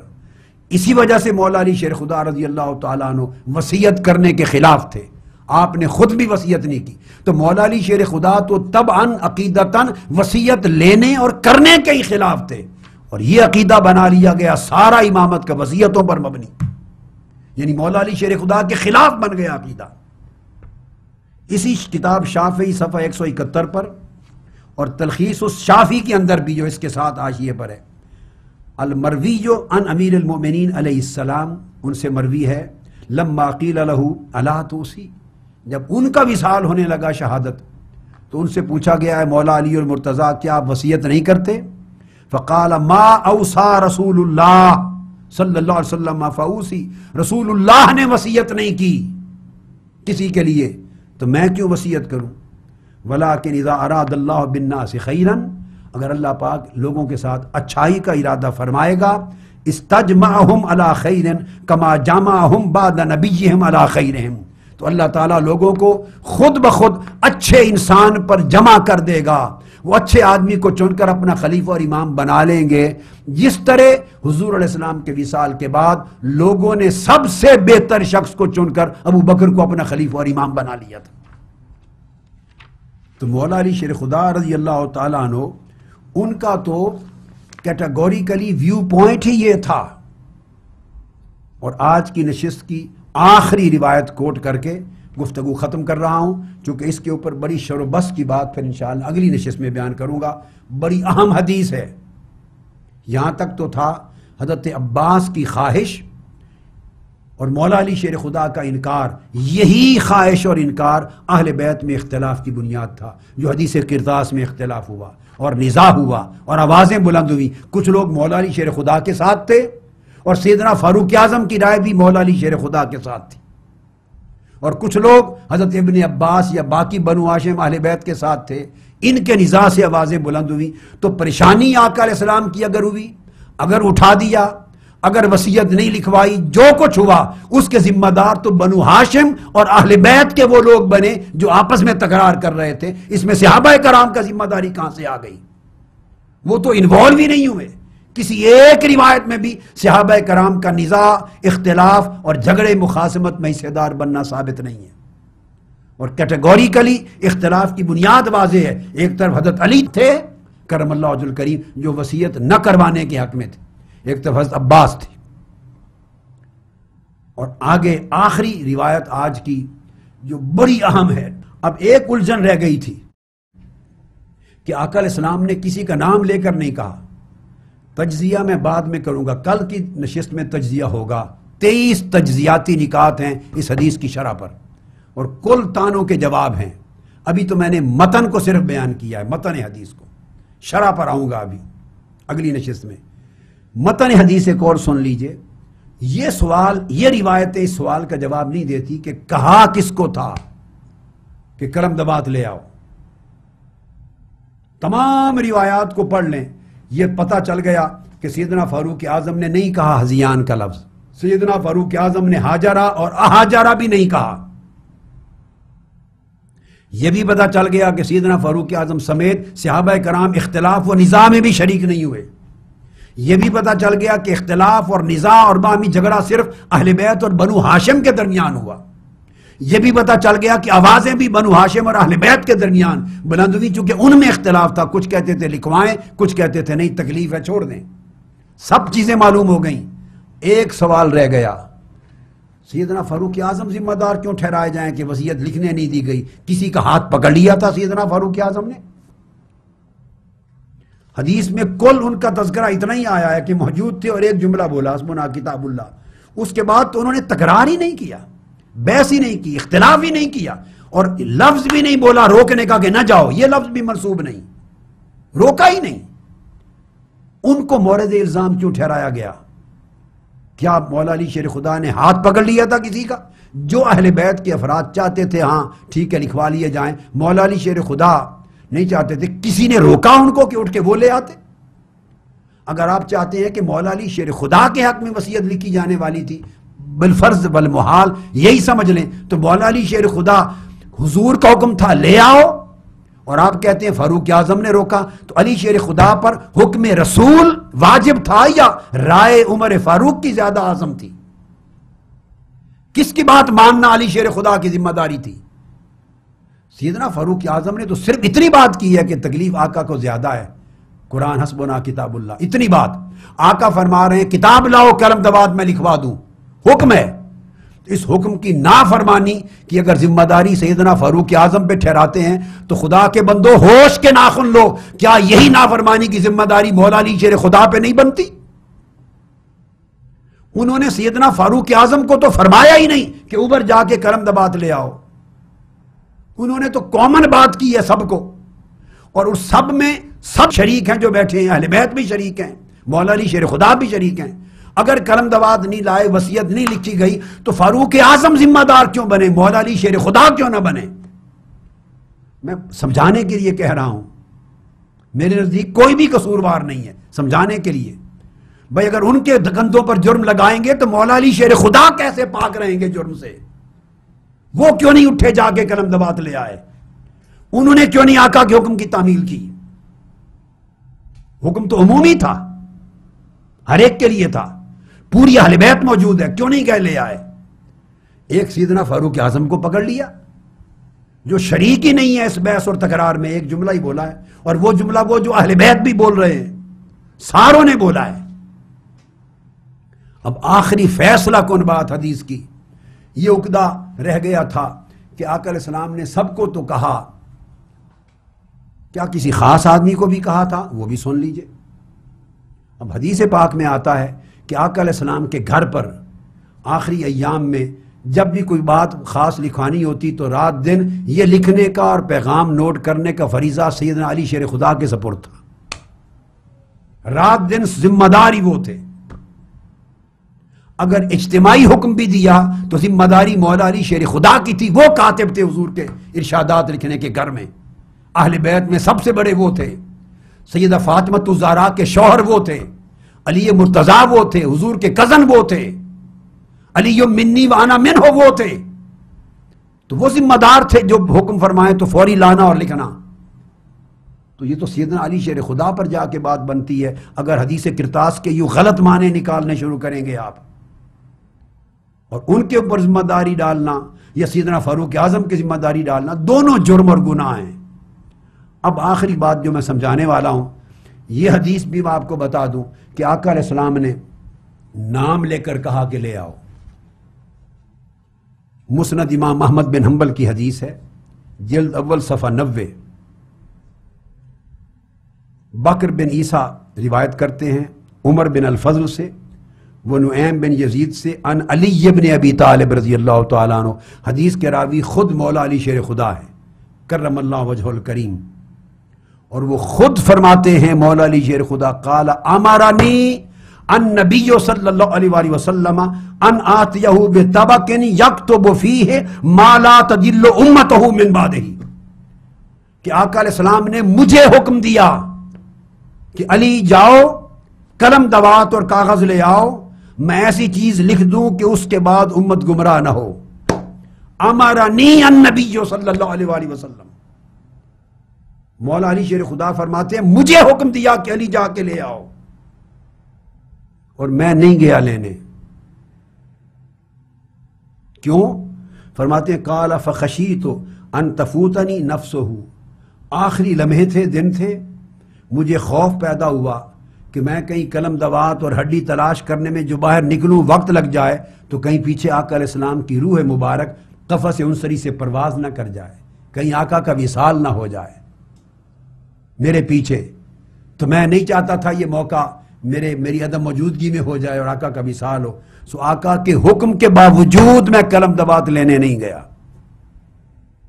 اب یہ مولا علی شیر خدا کا اقرار آ گیا ہے۔ قال قلت انی احفظ وعی، میں نے عرض کیا یا رسول اللہ، باہر آپ نے فرمایا جاؤ علی قلم دوات لے آؤ لکھ دوں تاکہ امت گمراہ نہ ہو۔ میں نے عرض کیا یا رسول اللہ آپ مجھے زبانی فرما دیں میں یاد کر لوں گا، زبانی فرما دیں میں یاد کر لوں گا۔ تو قال میں آپ کو وصیت کرتا ہوں اوصی بالصلاۃ والزکاۃ وما ملکت ایمانکم، اگر زبانی یاد کر لینا ہے تو سن لو، میں وصیت کرتا ہوں کہ نماز کی پابندی ہو، زکوٰۃ کی پابندی ہو اور غلاموں پر احسان ہو، اپنے جیسا سلوک کیا جائے، تین چیزیں کبھی نہ چھوڑنا، نماز کی اقامت، صلاۃ زکوٰۃ کی ادائیگی، اور غلاموں، باندیوں، غریبوں اور مساکین محتاجوں کے ساتھ حسن سلوک۔ آقا علیہ السلام نے یہ تین وصیتیں فرمائیں۔ اب اس پر محدثین نے دو قول کہے ہیں، ایک قول یہ ہے کہ شاید یہ وہی واقعہ ہے جس کا ذکر مولا علی شیر خدا فرما رہے ہیں، وہ حدیث قرطاس کا، کہ میری طرف اشارہ کر کے فرمایا تھا علی تم جا کے لے آؤ، اس روایت میں جمع کا صیغہ آ گیا، یا مولا علی شیر خدا چونکہ خود راوی ہیں فرماتے ہیں کہ مجھے فرمایا تھا قلم دوات لے آؤ، اور میں اس لیے لینے نہیں گیا کہ کہیں پیچھے وصال نہ ہو جائے۔ اور بعض محدثین کی رائے یہ ہے کہ شاید انہی ایام میں، اس دن کا نہیں، یہ کسی دوسرے دن کا، اگلے دن کا واقعہ ہے، اس کے بعد دوسرے یا تیسرے دن کا واقعہ ہے، دونوں سے مقصود ہمارا ایک ہی پورا ہو جاتا ہے، خواہ اس دن کا تھا، اور اگر اس دن کا نہیں یہ دوسرا واقعہ ہے تو لا محالہ اس حدیث قرطاس والے دن سے بعد کا ہوگا، چونکہ فرماتے ہیں فخشیت ان تفوتنی نفسہ، مجھے ڈر ہوا کہ کہیں باہر جاؤں تو پیچھے وصال نہ ہو جائے، گویا بالکل قریب وصال دن تھے۔ پہلا واقعہ جمعرات کا تھا اور یہ واقعہ وصال مبارک ہوا پیر کو، لگتا ہے یہ واقعہ یا تو پیر کی صبح کا ہوگا یا اتوار کا ہوگا، چونکہ حالت مبارکہ یہ تھی کہ حضرت علی فرماتے ہیں مجھے خوف ہوا کہ اگر میں باہر گیا تو کہیں وصال نہ ہو جائے۔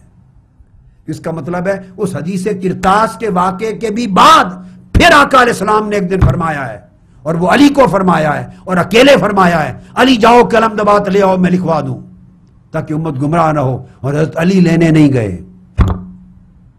اب بولیے، وہاں تو سیدنا فاروق اعظم کو حکم ہی نہیں دیا تھا، وہ تو عمومی حکم تھا، سارے ذمہ دار تھے۔ یہاں مولا علی شیر خدا کا نام لے کر انہیں فرما رہے ہیں قلم دوات لاؤ، میں لکھواؤں کوئی وصیت تاکہ امت گمراہ نہ ہو، لفظ وہی ہیں۔ اور مولا علی شیر خدا خود فرما رہے ہیں کہ مجھے حکم تھا مگر میں نہیں گیا۔ میں نے کہا آقا زبانی فرما دے، میں یاد رکھتا ہوں۔ اگر اس طرح بات کرنے سے مولا علی شیر خدا گستاخ رسول نہیں بنتے، اور وہ یقیناً نہیں، اور جو انہیں گستاخ رسول سمجھے وہ گستاخ اور بے ایمان ہے۔ اگر ان کی گستاخی نہیں ہوئی نہ جانے سے، کیوں ان آقا علیہ السلام کا حال دیکھ کر، تو سیدنا فاروق اعظم کا اتنا جملہ بولنا کہ تکلیف آقا کی زیادہ ہے، قرآن سے ہم کر لیں گے، تکلیف نہ دو، اس سے وہ گستاخ کیسے بن گئے؟ خدا کا خوف، کچھ تو عدل اور انصاف ہونا چاہیے، طبیعتوں میں کچھ عدل ہونا چاہیے، انصاف ہونا چاہیے۔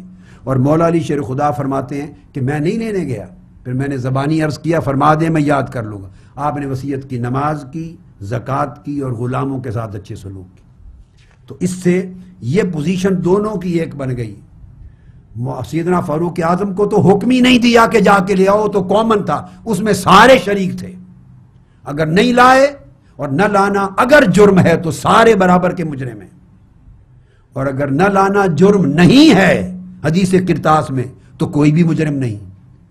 فاروق اعظم سنگل آؤٹ نہیں ہو سکتے رضی اللہ تعالیٰ عنہ۔ اور اس حدیث میں تو حکم ہی صرف علی شیر خدا کرم اللہ وجہ الکریم کو ہو رہا ہے، اور وہ نہیں جا کے لا رہے۔ مگر ہمارے ہاں وہ بھی گستاخی نہیں کی، کیونکہ ان کی بھی محبت غالب ہے۔ حکم بجا، مگر کہیں لینے جاؤں تو ایسا نہ ہو کہ کفس انصری سے روح مبارک پرواز کر جائے، ممکن ہے تکلیف بڑھ جائے اور میں نہ ہوں، مجھے دکھ ہوگا۔ یہ غلبہ محبت کی باتیں ہیں۔ جس طرح انہوں نے غلبہ محبت کی وجہ سے حکم پا کر کے جاؤ قلم دوات لے آؤ، جانا گوارا نہیں کیا، اور یہ غلبہ محبت آپ کو قبول ہو گیا۔ اسی طرح جب فرمایا لاؤ میں کچھ لکھ دوں، سیدنا فاروق اعظم نے غلبہ محبت ہی کی وجہ سے کہا کہ آقا کو تکلیف نہ ہو جائے۔ بھائی سمجھا کرو جذبات، اگر وہ جذبات غلبہ محبت کے مولا علی شیر خدا کو کنسیشن رعایت دیتے ہیں، اور وہ حکم پا کر نہ جا کر بھی علی علی رہتے ہیں اور گناہ نہیں ہوتا، تو سیدنا فاروق اعظم کا اتنا جملہ گناہ کا باعث بن جاتا ہے جس میں گستاخی نہیں۔ اور یہ جملہ تنہا ان کا نہیں، پوری اہل بیت بھی کہہ رہی ہے، ساتھ آدھے اہل بیت کے افراد کہہ رہے ہیں، اور اغلباً اس میں بھی مولا علی شیر خدا شریک تھے، چونکہ ان کی رائے بھی وصیت نہ لکھوانے کی تھی، تو لہٰذا وہ سیدنا عمر فاروق کے ساتھ ہوں گے، چونکہ ہر حدیث کی متن یہ بتا رہا ہے، آدھے کہتے تھے لے آئیں، آدھے کہتے تھے نہ لائیں۔ تو میں نے حدیث سے ثابت کر دیا، حضرت عباس اور ابن عباس کے اور کچھ افراد اس حق میں تھے لائیں لکھوا لیں، مولا علی شیر خدا لکھوانے کے حق میں نہیں تھے، وہ ان کی اور فاروق اعظم کی رائے ایک ہوگی۔ لہٰذا اس میں کوئی گناہ سیدنا فاروق اعظم کا ثابت ہی نہیں ہوتا۔ یہ الزام لگانا محض ذہن کی پراگندگی ہے اور گندگی ہے۔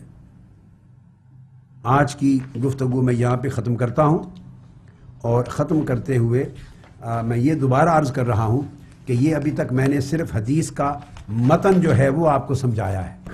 اب انشاءاللہ تعالیٰ کل کی نشست میں اس کی شرح کریں گے، اور جو کچھ مزید باتیں شرح کی روح سے اس کے اوپر بنتی ہیں ان کی انشاءاللہ تعالیٰ وضاحت کریں گے۔ اللہ تبارک و تعالیٰ ہمارے حال پہ کرم کرے اور ہمیں ہمیشہ خیر پر رکھے۔ وما علینا الا البلاغ۔